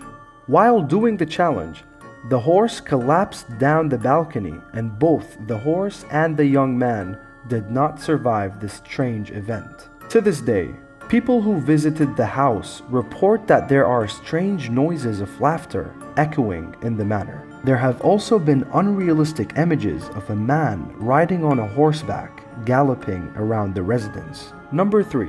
Magisfontein Haunted Hotel. This is South Africa's most haunted hotel, infested with demons. There are 2 main ghosts that haunt this place. One called Cathy, that usually stays in her bedroom, and one called Lucy. Every single person who has been inside this place heard at least one of them. Well, to me, Cathy and Lucy are afrits, nothing to be messed with. Number 2. The Kimberley Africana Library. This place is so messed up. Librarians say that if you request a book, a ghost would knock it down a shelf onto the floor for you. No thank you, Habibi. You stay where you are. I can get the book myself. And finally, number 1. The Castle of Good Hope. After reading a lot about this place, I don't think there is any good hope. Centuries of violence in the Cape of Good Hope Castle have left the legacy of disturbed spirits. There have been sightings of 2-meter-long jinns in this place, and rumors from several visitors that they have witnessed a large black dog. Also, when the bell tower is empty, the bell rings on its own sometimes. This place is open for guests. However, no one is recommended to visit this place after sunset. You tell me, what country should I do next? I'm not gonna lie, I would visit all those places. I'd visit all those places. It'd be kind of interesting because it's one of those things where sure, it might be scary in the moment, but like realistically, it's still an experience. That's what life is, just experiences. This mother is facing criminal charges by allegedly making a fake account and catfishing her own daughter. Hi, my name is Ethan, and let's get into this mess of a case. As crazy as the story sounds, it is real, however it's alleged just because it's so recent. Kendra Lakari worked as a basketball coach for her daughter's school in 2021, but was apparently not invited back on the team. People speculate that's when she made her account and started cyberbullying her own daughter. Isabella County prosecutor David Barberi stated that prosecutors collected several hundred text messages exchanged between the two. The daughter received up to 12 texts a day without ease. David also stated, and I quote, "By and large, it was mostly just harassing type text messages, demeaning, demoralizing, and just mean texts. This was so serious that the FBI actually got involved, and that is where they tracked the IP address back to her own mother." New creepy hotspots to save for your next road trip. This is the Opryland Resort located in Nashville, Tennessee. It's a stunning location built completely indoors with highlights such as wall-to-wall gardens, beautiful restaurants, and of course, tons of shopping along the way. But despite the beauty of the resort, it's known for a sinister reason. The story of a husband throwing his wife from the balcony and then jumping himself while everyone in the central garden watched. Since the incident, guests have claimed to see this woman roam the halls at night. And although there are varying accounts to the story, it definitely adds a touch of horror to an otherwise mesmerizing location in Nashville. So make sure to go ahead and save and follow for more creepy content. That's strange. He's brave. He was just like, honestly, bro, screw this and screw me. And then just in front of everyone. Like that's very interesting. I wonder what was going through his head when he did that. I'm going to share with you guys some of the darkest theories surrounding The Grinch because this is not a children's movie. And without even knowing the theories, the story itself is terrifying enough. A humanoid creature with a cat-like face goes and burglarizes an entire city without anyone ever waking up, besides one child. A little freaky is all I'm saying. I literally cannot breathe through this. How am I supposed to talk about my theories? Okay. Ooh.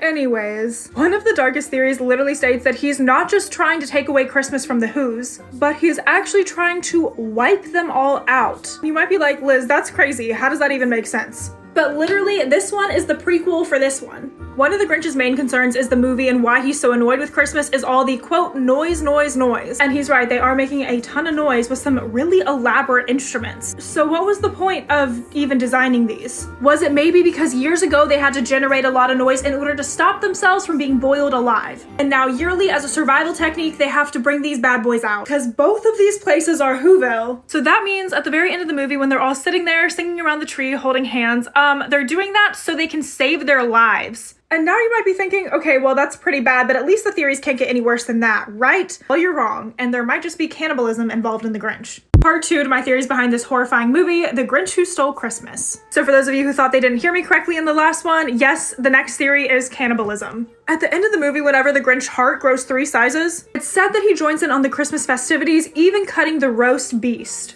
What the hell is a roast beast? And why does the roast beast look so freaking similar to the Who's? In addition to this, the Grinch ends up taking Who hash. Who names food after themselves? Like, I have never went to the store and gotten my human coffee with my human creamer with human eggs on the side. I'm just saying it's pretty suspicious. And the next theory is actually really sad. It's about the dog Max, because the Grinch lives in Mount Crumpet where all of the Who's trash go to, so how did he end up acquiring Max? People have theorized that Max is maybe just a dog that one of the Who's dumped, and that's how he ended up with the Grinch, which is just so heartbreaking and completely changes the movie. Another theory is maybe the Grinch is just possessed entirely, because the Grinch still kind of resembles a Who with his nose, but instead he has these red glowing eyes and green skin. Not only that, but he's able to turn his head in 360 degrees, kind of like the girl from The Exorcism. He also puts himself into a lot of situations that harms himself, including eating glass, but he never comes out injured from these things. And it's only the innocence of Cindy Lou Who that brings him back to reality. There's so many more scary theories from your favorite childhood Christmas movies. If you'd like to know more about the Grinch, terrifying theories behind the Polar Express, and also why Frosty the Snowman is so absolutely terrifying, go to my YouTube. And Merry Grinchmas.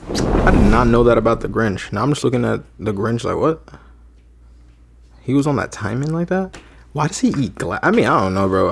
He's not even human for real, so it doesn't even really matter. What if I told you guys that there's a haunted hotel that's filled with so many cursed objects that most people can't even spend the night? I'm gonna be doing a makeup look inspired by the ghost of Christmas past and the ghost of Christmas future. So picture this, you're Googling hotels that you want to stay at in Jefferson, Texas, planning a trip with friends or whoever. And you come across this hotel that has really quirky rooms, such as a room filled with dolls, a room with an underground speakeasy, a room that contains objects that looks like it's straight out of Five Nights at Freddy's, and so much more. And you think to yourself, wow, this looks cozy and comforting. So you go on your trip and you arrive at the hotel, but almost right off the bat, weird things start to occur. As you're looking at some of the objects around the hotel, your earring flies off your ear. As you back away to go back to your room, you see a shadow figure cross in the hallway. You then witness not only objects flying, but being catapulted through the air. And when you try to get away from all of it and go to your room for a night of peace, a mirror writes a message to you telling you to get out now. Well, this is just an average night at the historic Jefferson Hotel in Jefferson, Texas. And this is only a small fraction of the things that occur here. So how on earth did one place become filled with so much poltergeist activity? Well, the reason behind this haunting is absolutely shocking. President Kennedy was because he was going to release information on this. It's a burned document that was found, I want to say like 6 or 7 years ago, and it talked about buildings being on the dark side of the moon. He was in the Navy. He had a top security clearance. He was going to be handling video and film that came back from combat missions. And he goes, he got brought into a room one day. He said, the guy said, stay here, wait right here, I'll be right back. And he goes, so I'm standing in this dark room where they're developing the film, and the guy says, hey man, you want to see something really cool? Come over here. So he's like, oh, okay. So he goes, I go over there and check it out. And he starts showing me buildings on the dark side of the moon. And he said to me, these aren't ours. 40 different creatures that were coming here, 40 different aliens or 40 different terrestrials, ETs that were coming here. One of the former prime ministers of England said the U.S. has been dealing with a group called the Tall Whites for like the last 15 or 20 years. The Tall Whites were a group of very Nordic-looking extraterrestrials. Very tall, light hair, just very, very big. There was some talk that in the early 30s that there was a guy, his name was Thor, and he was a tall white, and he was working within the Senate and Congress. You know, UFOs were as real as planes that fly over your house. I mean, he said, there's no denying it, they're there. You know, we know they're there. That's really strange. I don't know, like this UFO talk and all these conspiracy theories, it makes you think, like, are these even real? I mean, I know it's called conspiracy theories, but there's some conspiracy theories that turn out to be actual truth. I don't know, there's a lot of conspiracies around JFK. The TikTok ban was voted on today and it passed. The version of the ban that just passed is a little different than what was originally proposed, as now instead of going away in 6 months, TikTok will go away in 9 months. Now this ban still has to go through one more branch of government before it gets to Joe Biden, but once it passes through the Senate, which is the last branch of government that it has to pass through, Joe Biden has already stated that he will sign it into effect, so the countdown for TikTok's final 9 months could start as soon as next week. The next and final vote for the TikTok ban is expected about Tuesday. And the only thing that I really ask of you is if you do not want this ban to go through, please just contact your state senators and let them know that you do not support this ban, or any politician that votes yes for this ban on TikTok. Apparently they're supposed to ban TikTok, like it's supposed to be gone. I don't know if they will though. I mean, if ByteDance or the parent company, quote unquote, doesn't sell it over to the US, then yeah, TikTok's gone. It's gonna be like Vine, just here one day, not here the next. A lot of small business, a lot of people are just gonna be like, damn, there goes the business. If you guys like the chain, remember to check the chains down in the description. We have the astrology chain bracelet still going out. If you guys like the chain, please check it out down below. Now this is one scary story from a friend of mine about the lads' school in Exeter, Rhode Island. Back when she was in high school, there was an abandoned insane asylum that was just down the road from where she lived. And this place was rumored to be extremely haunted. Now this place was opened in 1907, but was said to be closed down because of the horrible things that were happening to patients. Kids would always be sneaking into the property to have a look around because everything had been just left behind. But they'd have to park in the woods nearby because it was private property and patrolled by state police. One night a group of her friends decided to all go there, but she had a bad feeling, but just thought maybe it was just her being afraid. After they parked the car, her intuition was telling her to not get out, but she did. After only a few steps out of the car, her foot hit something. She looked down to see a wallet. She picked it up thinking it was one of her friends, but was horrified when she opened it. There was over 20 IDs in the wallet. Quickly told her friends to get back in the car, and they never looked back. Even today, she still wonders what happened to all the people whose ID were in that wallet. I mean, realistically, someone could have just been doing what they're doing, and they could have just dropped their wallet. And they're like, they got home like, yo, where the hell's my wallet? I've been doing that so many times. But luckily, I hear my wallet when it falls, so I'll be like, oh, it fell. Something really strange is happening with AI art. This creepy woman keeps appearing in AI-generated images. What's really disturbing is that her appearance is recognizable across all images, and AI artists don't know why she keeps reappearing. Furthermore, the style of art she appears in is usually highly disturbing. If there's one thing that is certain, this is straight out of our nightmares. Yeah, that's Loeb. We took a look at that last video. Loeb, I don't know what it is up with that Loeb picture, but every time you combine that Loeb, that picture that was up on the screen, mixed with anything like an ordinary picture, a picture of a supermarket, just creates like the most sinister, evil, disturbing looking picture. It's really great. One of the most beautiful and one of the most haunted. In 1892, a mysterious young woman who only identified herself as Lottie A. Bernard checked into San Diego's Hotel del Coronado. She arrived on Thanksgiving Day alone. She was using a fake name and said she was meeting a gentleman there. And many believed that this was a secret lover. But days passed and this gentleman never showed.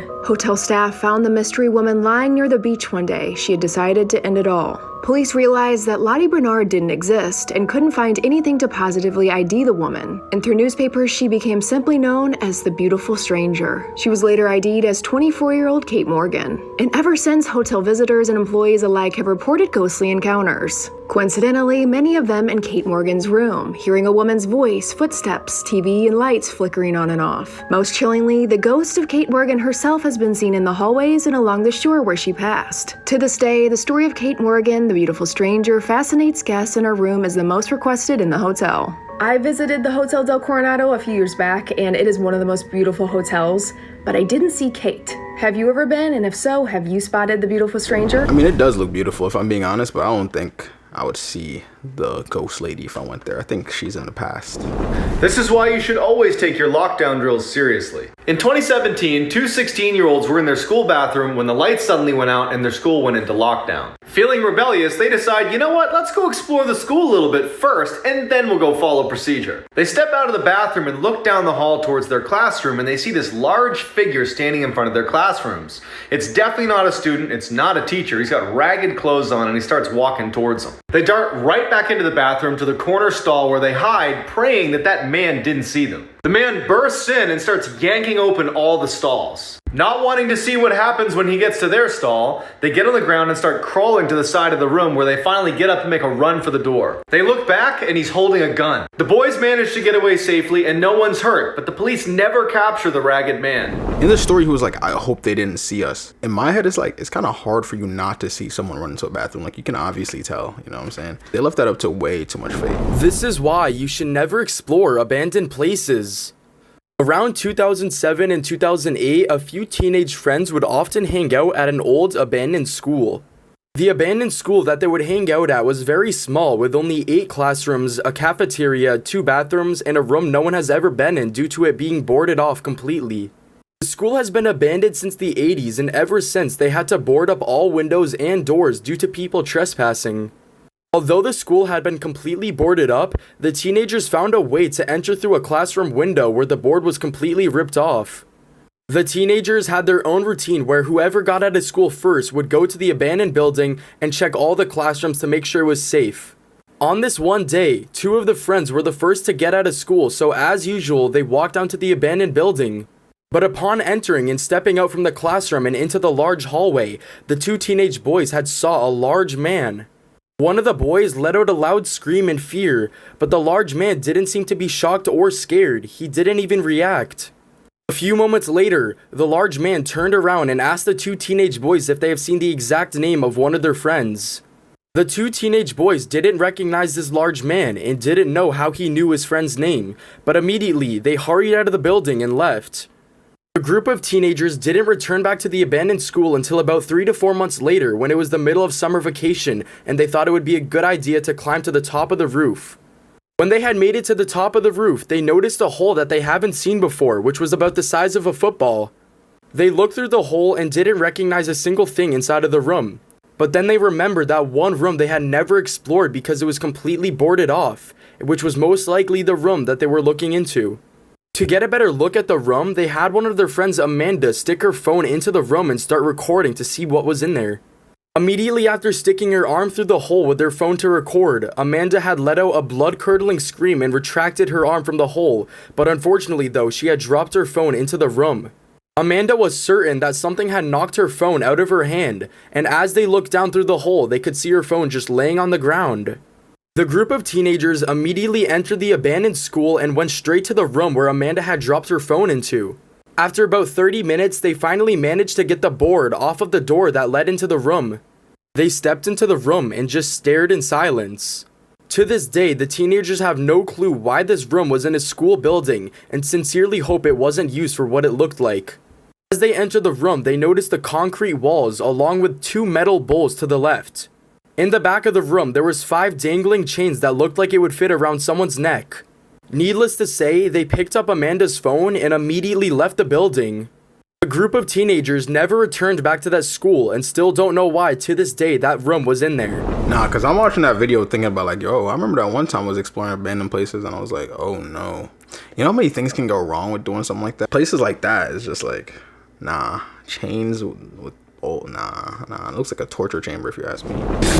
Norman was created approximately 18 years ago to see him in a music video for the band Interpol. However, people cherished him, but unfortunately Norman went missing for 10 years. In 2014, a public sale became listed on iCollector.com under the title Animatronic Creepy Ghoul Puppet from Music Video. After 10 years, Norman had reappeared, and he appeared very badly. Having a devoted fan base, nobody bought him, and he went missing once more for another 5 years, until a YouTuber managed to locate him and purchase him. Okay, so this is actually pretty crazy. It's like a coincidence, but my dad told us that we were coming to Mexico, and we got excited. We're like, oh, you know, we're going to Mexico, so we got really excited. But that night, my dad had a nightmare. His nightmare was that we went to these pyramids, big ass pyramids, and inside the pyramids, they were like on the ground, there were like tunnels. He dreamed that my dumb ass, because I like to goof around a lot, that I went inside the tunnel, and it's like, you can't go in there. If you go in there, you're gonna get lost. And my mom freaked out, and she was like, hey, go get your son. He went under, he's playing around too much. Dad was going towards the tunnel, and somebody stopped him. You can't go under there, because they say when you go under there, you can never come out. People have gone in there, and they never came out. And my dad was like, no, I'm going in there. I'm gonna get my son. I need my son. So he goes in there and he finds me and he's like, we gotta go. And he said, as I was standing up ready to go, like the whole room started shifting, and when it shifted, he lost me, and he was like in a room by himself, but he can still hear me. He hear me saying like, dad,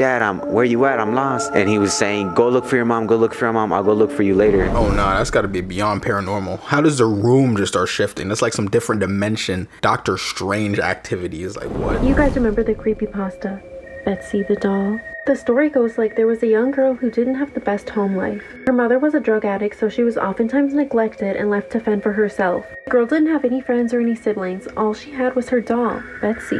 When the girl was angry or upset, she would oftentimes take it out on Betsy. She would slap Betsy and throw her around, and even sometimes punch her to get her anger out. One day, the little girl asked her mother if she could have a birthday party, which her mother said, "No, I can't even feed you. What makes you think I could feed 15 other kids?" This made the little girl so upset that she went into her bedroom, slammed the door shut, and started punching Betsy. But punching Betsy wasn't even enough. The girl took Betsy into the bathroom and drowned her in the tub, all the while screaming to herself that she hates living here and she hates living like this. She then took Betsy the doll, who was soaking wet from the bathtub, and she shoved her in her toy chest. And she never opened the toy chest again after that. Not long after this incident, the police showed up at the little girl's house. Part 2 is on my page. The police show up to the little girl's house and arrest her mom. They took the girl to live with a new family. The girl had a much better life, and she grew up and became a social worker. She was also married, and she now had kids of her own. When the little girl was taken away, she got to keep a few things with her, which included the toy box that Betsy was in. One day, the girl's at home and she gets a call from her mother telling her that she's just been released from prison. The girl says she wants absolutely nothing to do with her mom, and she says, "I haven't spoken to you since you were arrested for drugs." There was a pause, and then the mom said, "What? I wasn't arrested for drugs. I was arrested for the murder of your younger sister, Betsy." The girl said, "You're lying. I don't have any siblings. I'm an only child. I had a doll named Betsy, but she's been in the toy chest for years." The mom said, "Oh my gosh, it was you. You killed Betsy." The girl went into her attic and opened the toy chest, and there was the decomposed body of a little girl. It turns out that the little girl had been breathing in secondhand crack smoke, and she hallucinated and thought her sister was a doll. We're chilling here like, oh yeah, she just did some weird stuff to the doll. It's her younger sister. What? There's this video in Mexico where the security guard had to go check a plane, right? Going up and down the aisle, you know, checking the plane and shit. And as he's going up and down the aisle, and like you can sense in the video like a bad vibe or something's gonna happen or something. And then he walks towards the end of the plane and he checks like the whole back of the plane, like checks the whole thing. Yeah. And then he walks back. And as he's walking back, he turns around to do one more check. As he turned back, he sees like a shadow, like a head peeping out and then back out 3 times. And the guy was like, "No, mom is waiting." He fucking leaves. Yeah, that shit is scary. You got the video? Yeah, I got the video.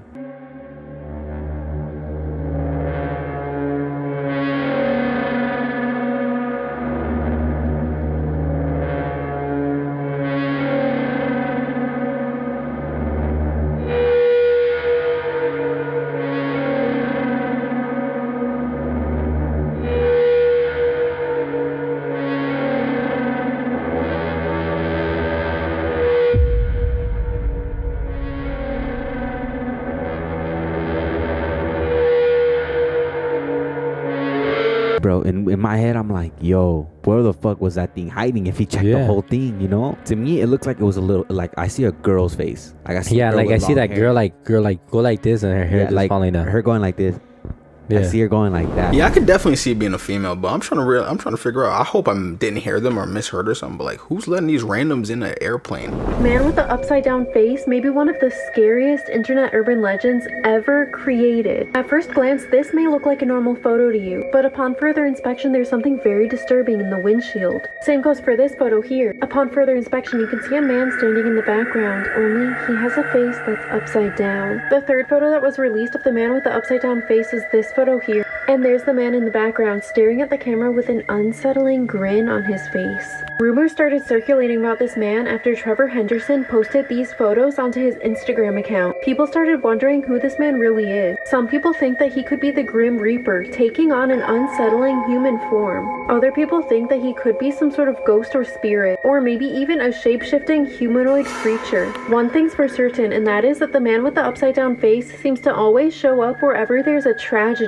What would you guys do if you saw this man? One thing I will say is that everyone around him definitely don't see his face is upside down, unless they would be freaking out. They'd be like, what the heck is that? Merry Christmas, everybody. Let's talk about Frau Perchta. She's very similar to Krampus. She's mainly in German and Austrian folklore. There are many variations to the story, but we're going to be talking about the scariest one. She's said to be a malevolent spirit. Her depiction is an old woman with a long beak nose and raggedy clothes.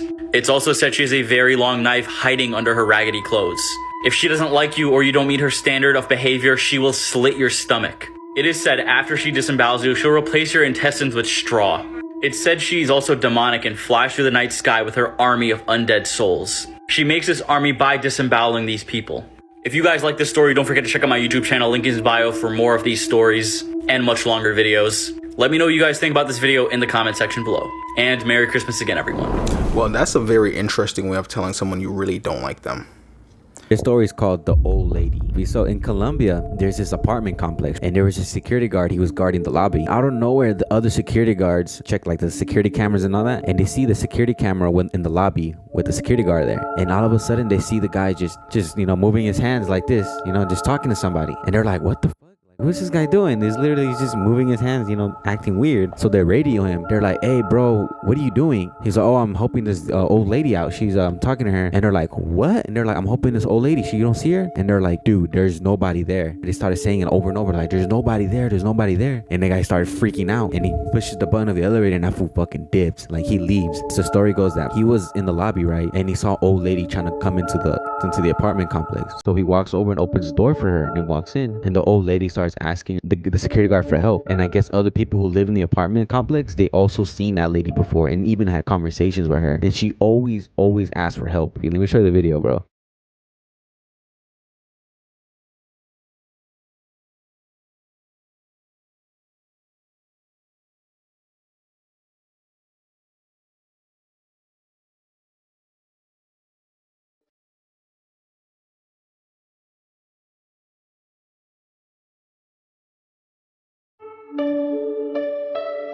The fact that he didn't just run away from the elevator in that scene, he just ran out of the whole building, was amazing. That was hilarious. Imagine it was just a camera glitch and there was actually a lady there that needed help that was probably disabled or crippled. He just looks at her and she's just like, and then he just runs away. I'd be like, what the? Have you heard the urban legend of Carmen Winstead? Disclaimer, this video is for entertainment purposes only. I repeat, this video is for entertainment purposes only. If you get scared easily, you might want to click off this video.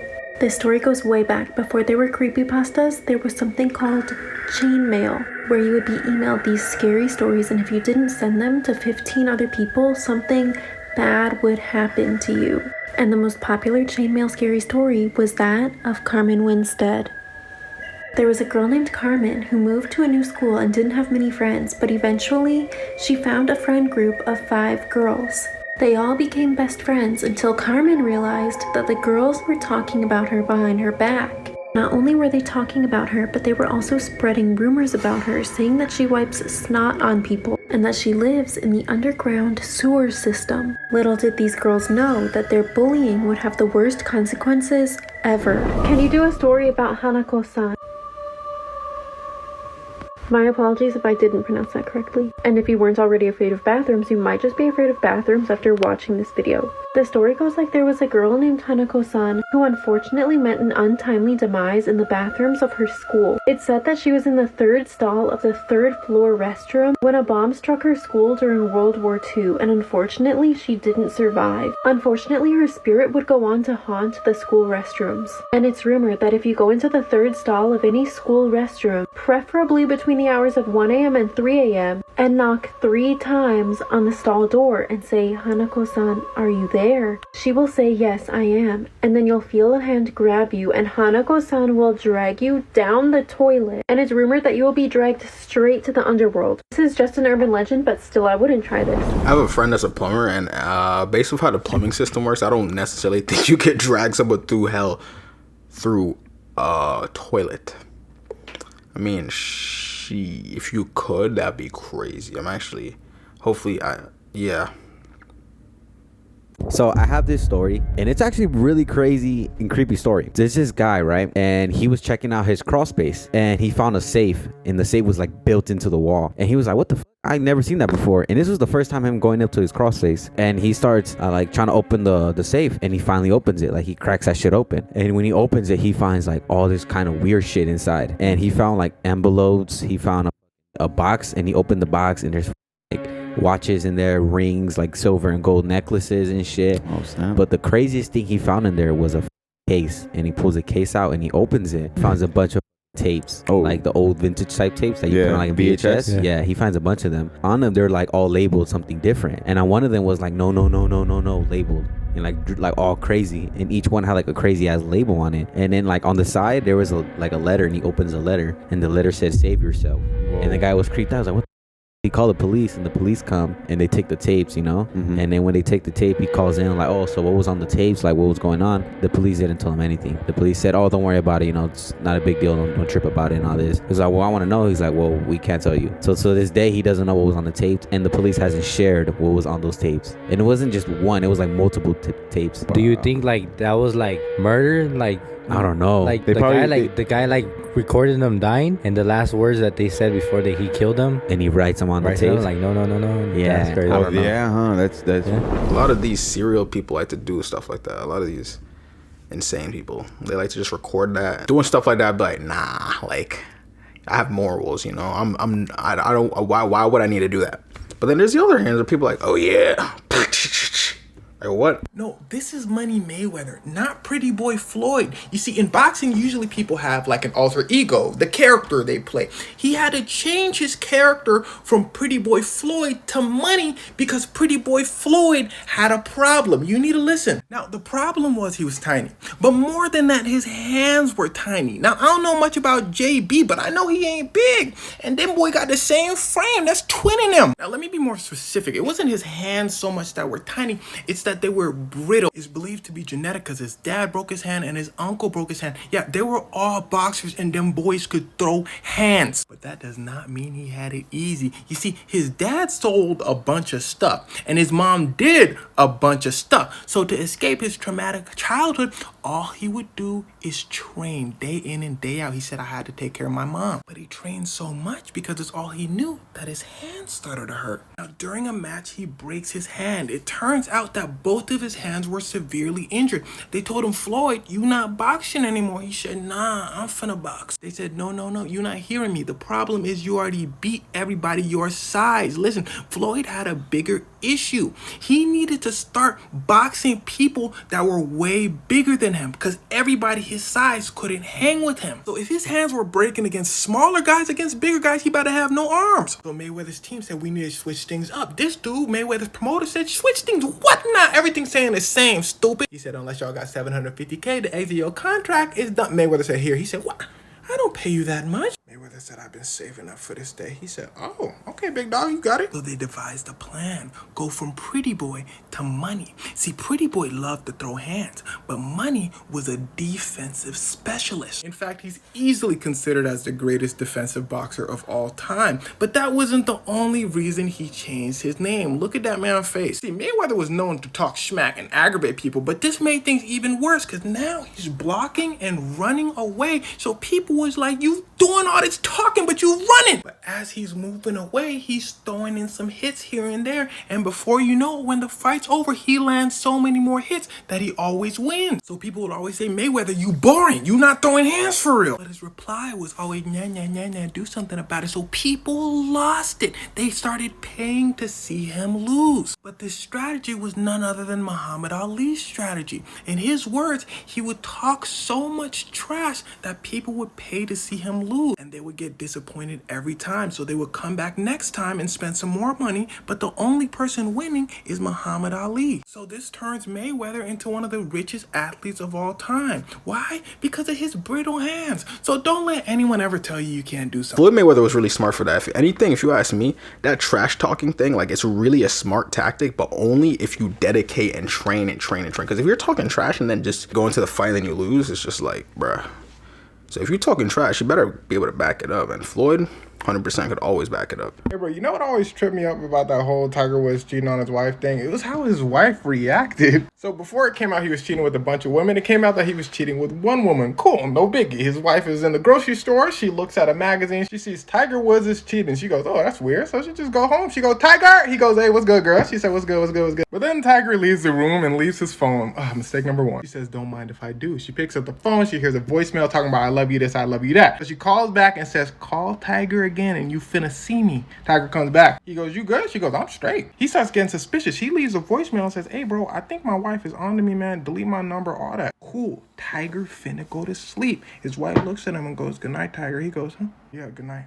He takes his Ambien pills because he's an insomniac. He can't sleep. She says, bet. Mistake number two, clown boy. She takes his phone. She reads another message. The message is from Tiger to the lady talking about you the only one I ever loved. She cool as a fan. She sends another message talking about, hey girl, the mistress responds like, oh Tiger, you up? She calls the mistress, she said, didn't I tell your ass not to respond? You don't like to listen, huh? Now it's up. His wife begins to scream. Tiger wakes up, grabs his phone and runs into the bathroom, asks no questions. His wife goes outside the bathroom door talking about, yeah, boy, come outside. I ain't gonna jump you. Tiger says, oh nah, you good. He sends a text to the lady talking about, hey man, I think I'm about to divorce her. I think it's up. His wife goes, Tiger, I'm gonna count to 0.5. You better open this door. He opens the door. He says, hey, yeah, what's up? She snatches his phone. Says, give me that phone, little boy.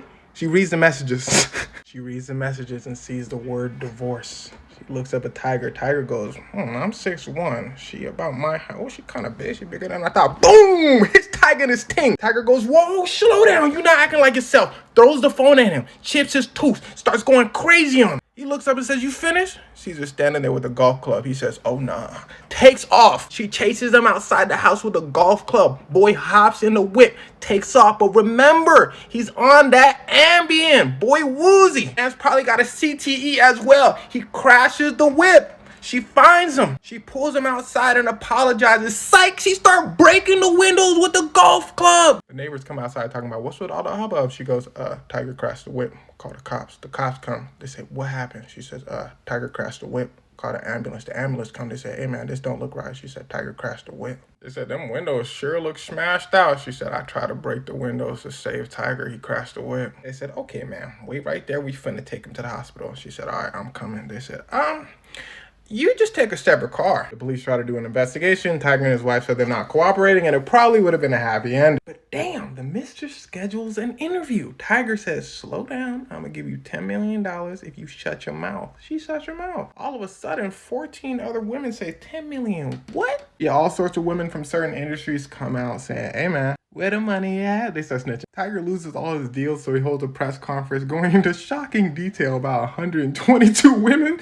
Look at his mom, bro. And at the end of it all, his wife said she was probably going to stay until woman number 15 came out, and that was the end of that. Honestly, that was really chaotic, but hey, at least she loved him. You know what I'm saying? She was fighting for that relationship. She was fighting him. She probably tied up into that millionaire lifestyle. She's like, yeah, I'm never finding another man like this, man. Hell no, I'm not leaving him. That's that pre-selected male status, man.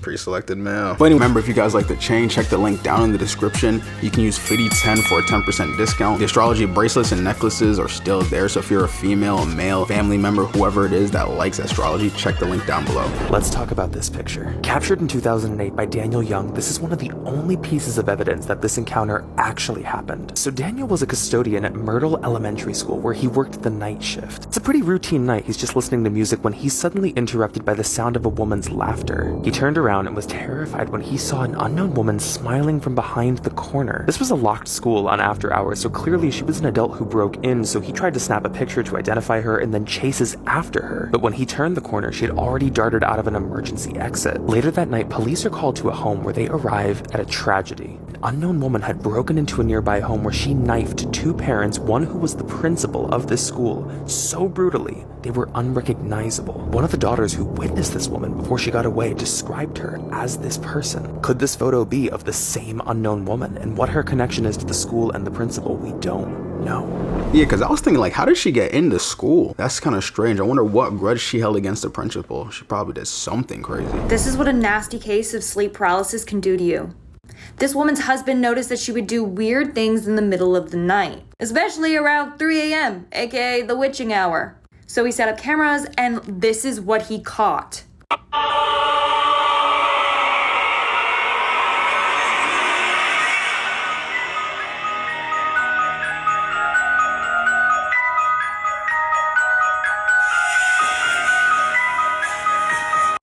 If that was me, I'm taking the baby and I'm leaving. I'm sorry. Either she's possessed or she's trying to get the sleep paralysis demon off of her chest.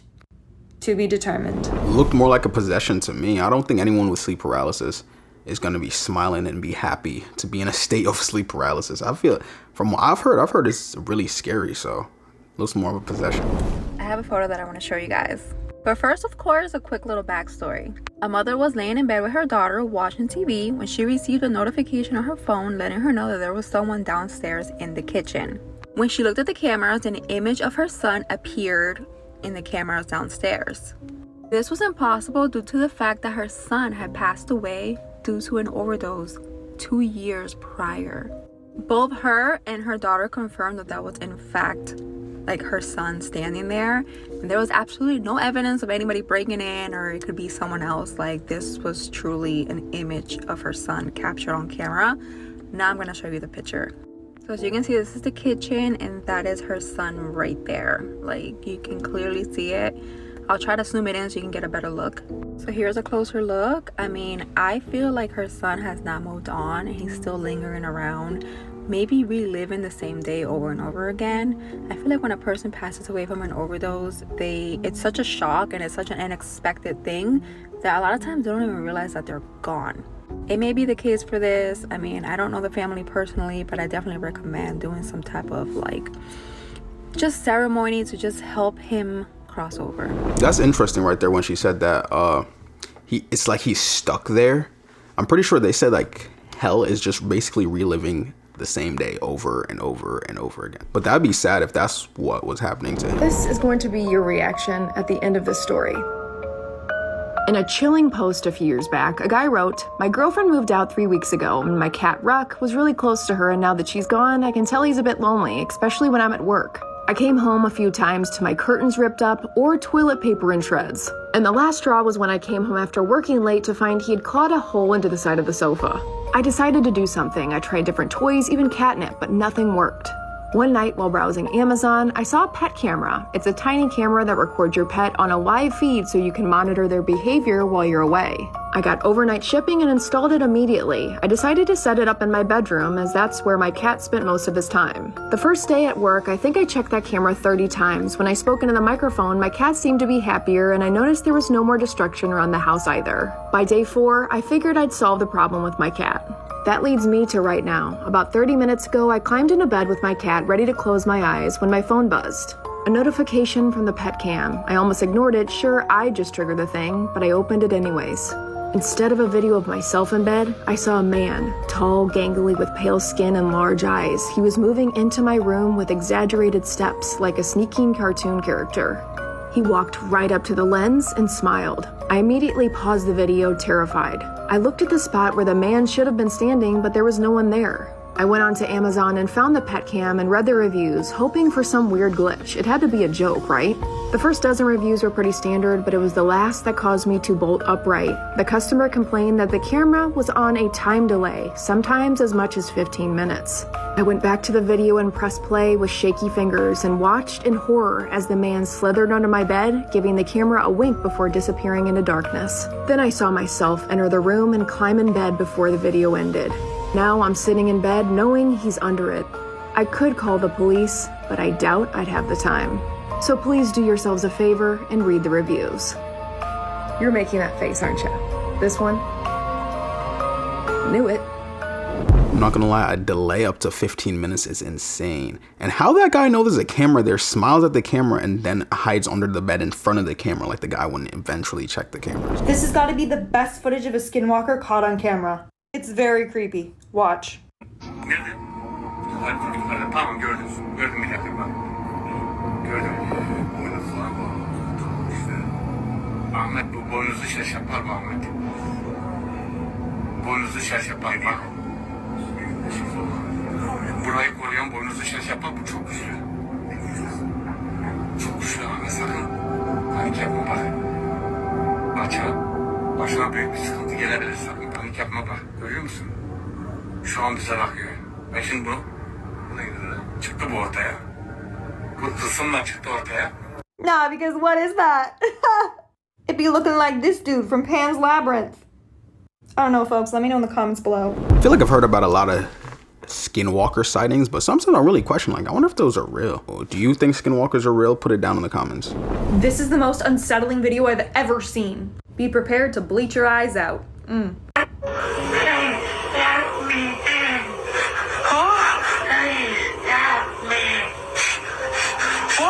What's wrong with you? What?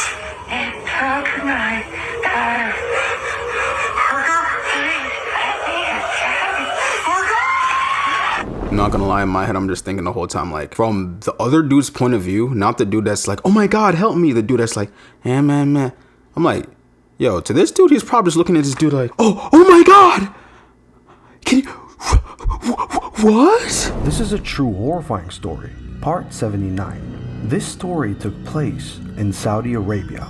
Back in the 1960s, there was a Saudi Arabian family, a husband, a wife, and 7 children, sons and daughters. The husband's father was a very old, sick man, and he died from his illness during these days. After the funeral, the wife and her husband continued living their lives with their children.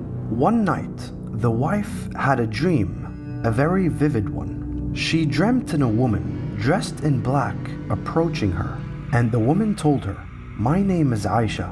I will protect you, your husband, your children, and your grandchildren from all evil till the day I die. I promise." She woke up stunned, and she never shared this dream with her husband. A few years later, in the early 70s, the husband sadly passes away, and the children were still very young. This widow raised her children until they all grew up, got married, and had their own children. Today, this widow is a grandmother to many, many grandchildren.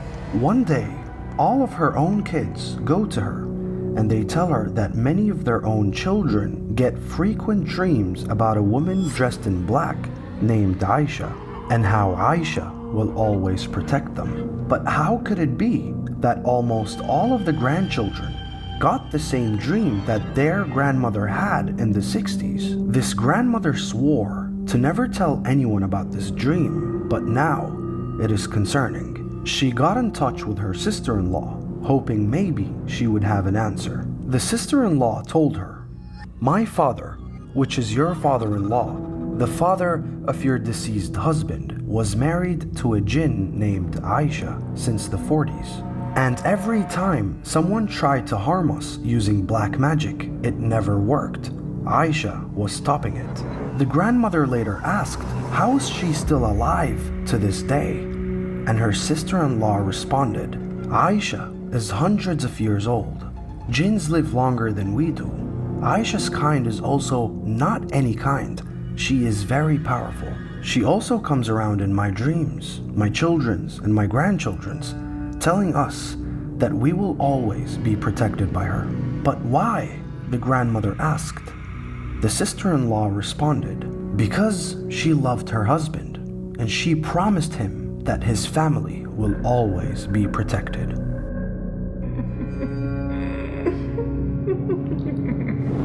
I mean, sounds like more of a blessing than a curse to me. If someone's just always looking over you, making sure you're protected, can't complain. I bet all of us wish we had something. We probably do have something looking over us. What?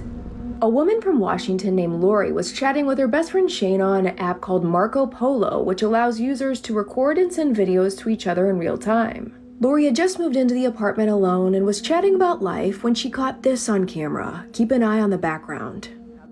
As Lori talks, a small dark figure is seen dashing in and out of the frame behind her as she films. Her friend replied and asked her, is there someone in the house with you?" Lori said she was alone and said her heart stopped when she replayed the footage. She immediately left her apartment and stayed with her daughter until she could have the apartment blessed and cleansed. I would be so out of there, it's crazy. That thing, how it moved, what do you make of it? I don't blame her. I'd have been out of there too. I was looking at it like, yo, does she have grandkids in the back? I was like, is that like, because it didn't look like an adult, it looked like a child. I was like, does she have kids in the back? But nah, it was just a demon. This is the scariest incident a person can face on an aircraft. Less than a week ago, a video has been leaked from a domestic Chinese flight. In the video that you see, a Chinese man suddenly wakes up in full panic mode. He claimed that he was stuck in a time loop, and the time that he woke up in was the 6th cycle. He claimed that in all the previous cycles, the plane crashes and everyone dies. And right then and there, the time loops again.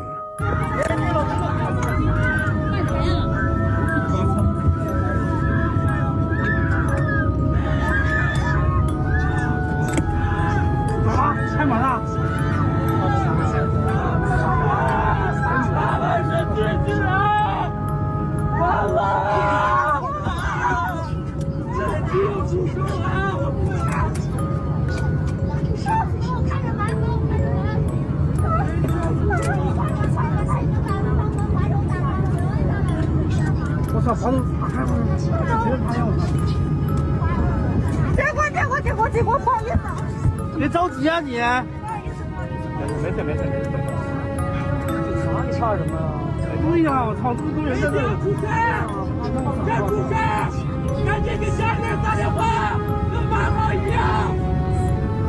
thing about airplanes is you don't really want to be screaming and stuff like that, because not everyone, but a lot of people are like paranoid of the air.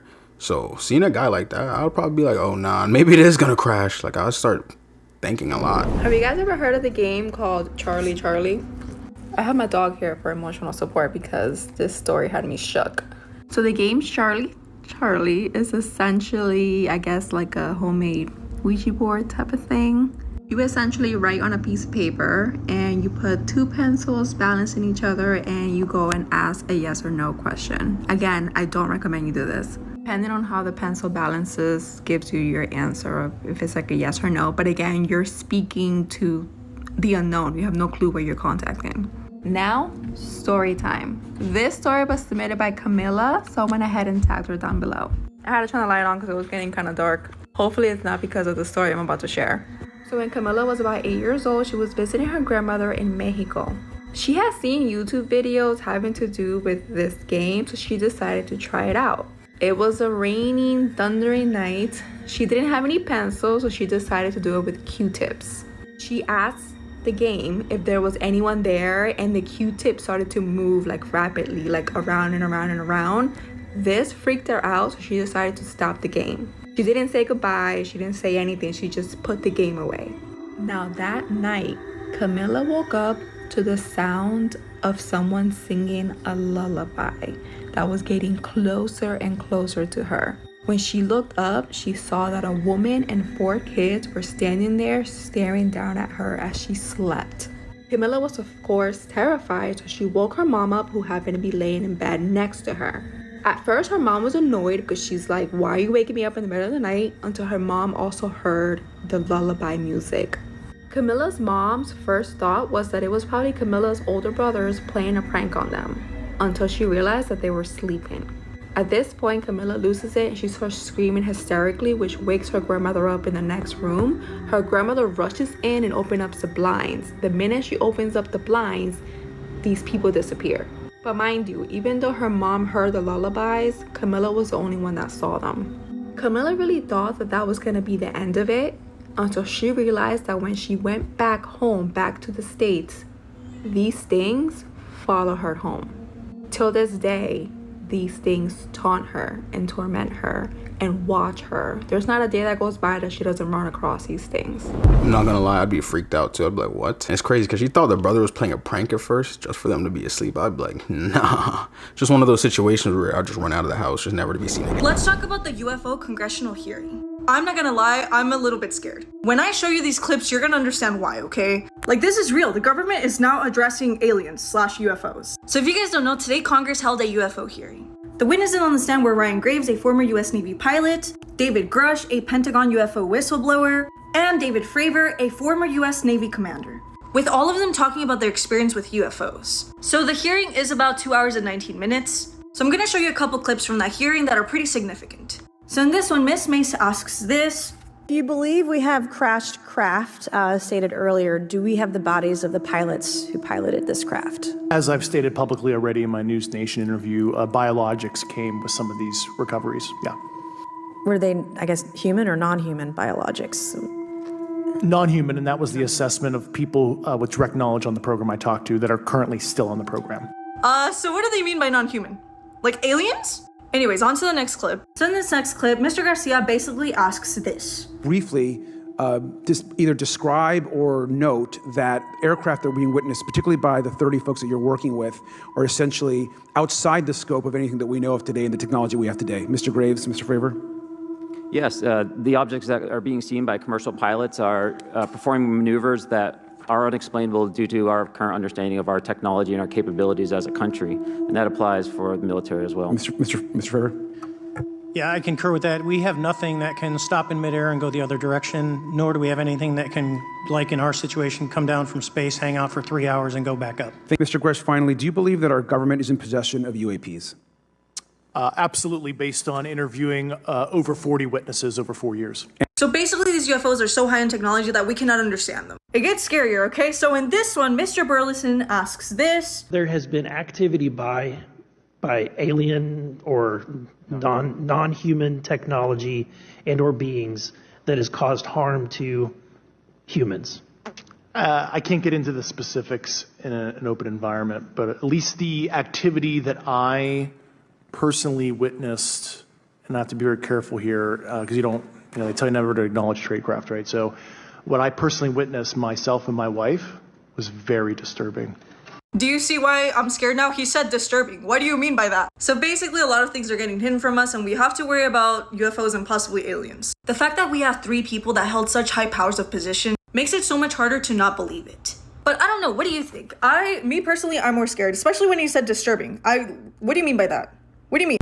Yeah, I've heard about that. I remember when that first came out, I was like, UFOs. I feel like we've kind of already know that they were hiding it. I know a lot of people that do already believe that aliens have the technology to come to Earth. They just don't really choose to show themselves. And if they do show themselves, it's not anything where it's like, oh, we're invading the planet. It's more like they're trying to check us out to see what's going on, make sure everything's good. From what I know in this universe, there's always good and then there's always bad. So if we haven't been obliterated yet and there's aliens here, I don't necessarily think they're here to cause us harm. Hopefully. This is a case where I truly feel like it's possible that she may still be out there.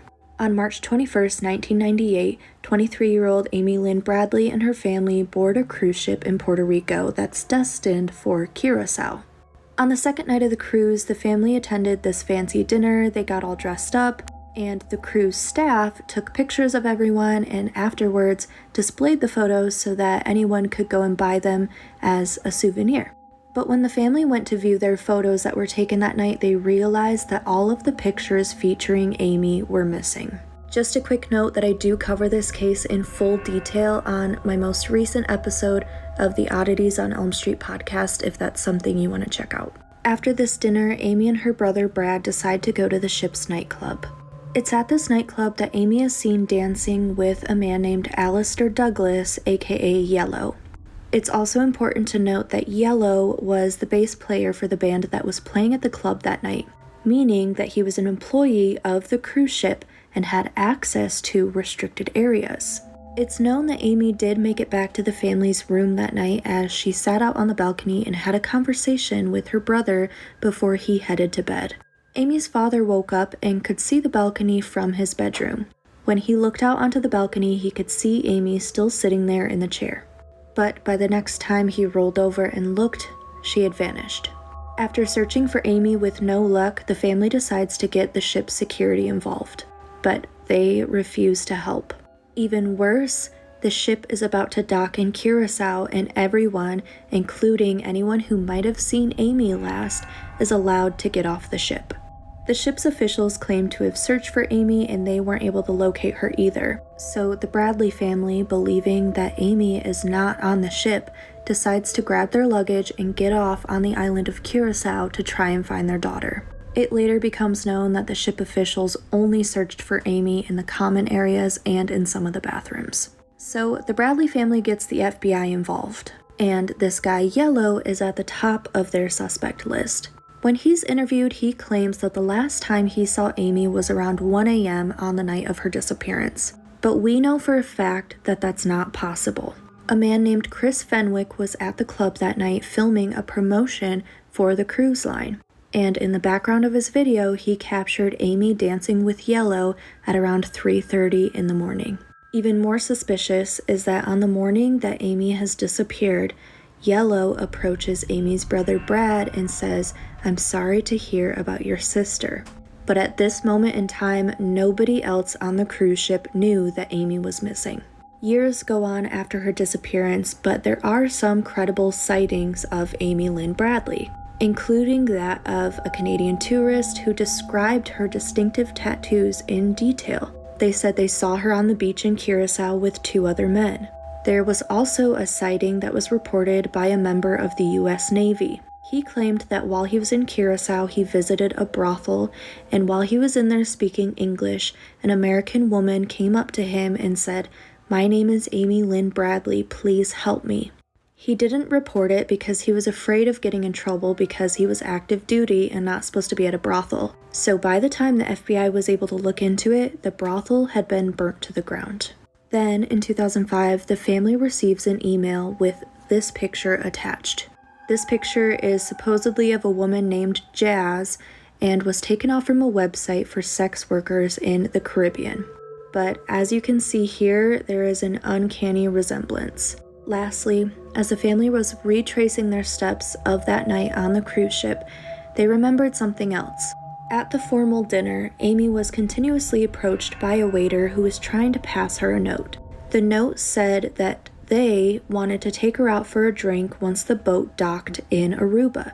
Amy assured her family that she would not go with them because the staff creeped her out. But the restaurant that they wanted to get a drink at was the last known location of another American woman, 18-year-old Natalie Holloway, who disappeared in 2005. Yeah, I'm not gonna lie, that story was a little bit strange. I mean, hopefully she did not get trafficked into being a worker like that. I don't know, it was a little bit sus because that one dude that was like, oh yeah, sorry for your loss before everyone knew she was gone, that was a little bit interesting. I wonder what he had to do with it. The thing that keeps me up at night is the story of the Columbine High School massacre and Rachel Scott. So Rachel Scott was a 17-year-old senior at Columbine. She was a victim of bullying, but she kept a journal. What's even crazier than that, she said that she had spoken to two guys who ended up being the guys who did the massacre. In the journal, she talked about how she knew that all that they needed was a friend. So the morning of the massacre, Rachel was the first person to arrive on campus. She was waiting for the doors to open and everything. What's even crazier than that, that's when they arrived on campus and they shot her twice. They had left and they came back about 30 minutes later and saw she was still breathing. One of them grabbed her and said, "Do you still believe in God?" And she said, "Of course I do." And he said, "Okay, well, go be with him." And he shot her in her head and killed her.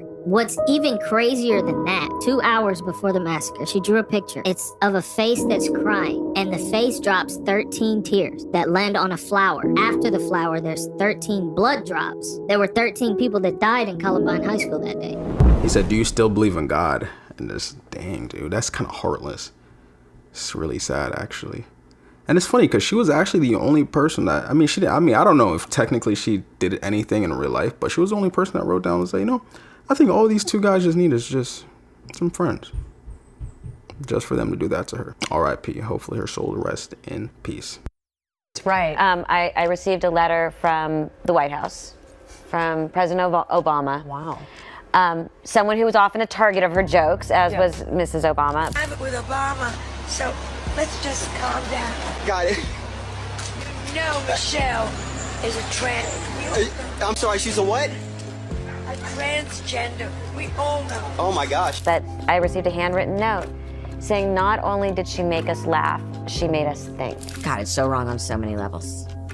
And it actually strikes fear in me that somehow, someday, somewhere, that will get out. In my opinion, it was 100% preventable.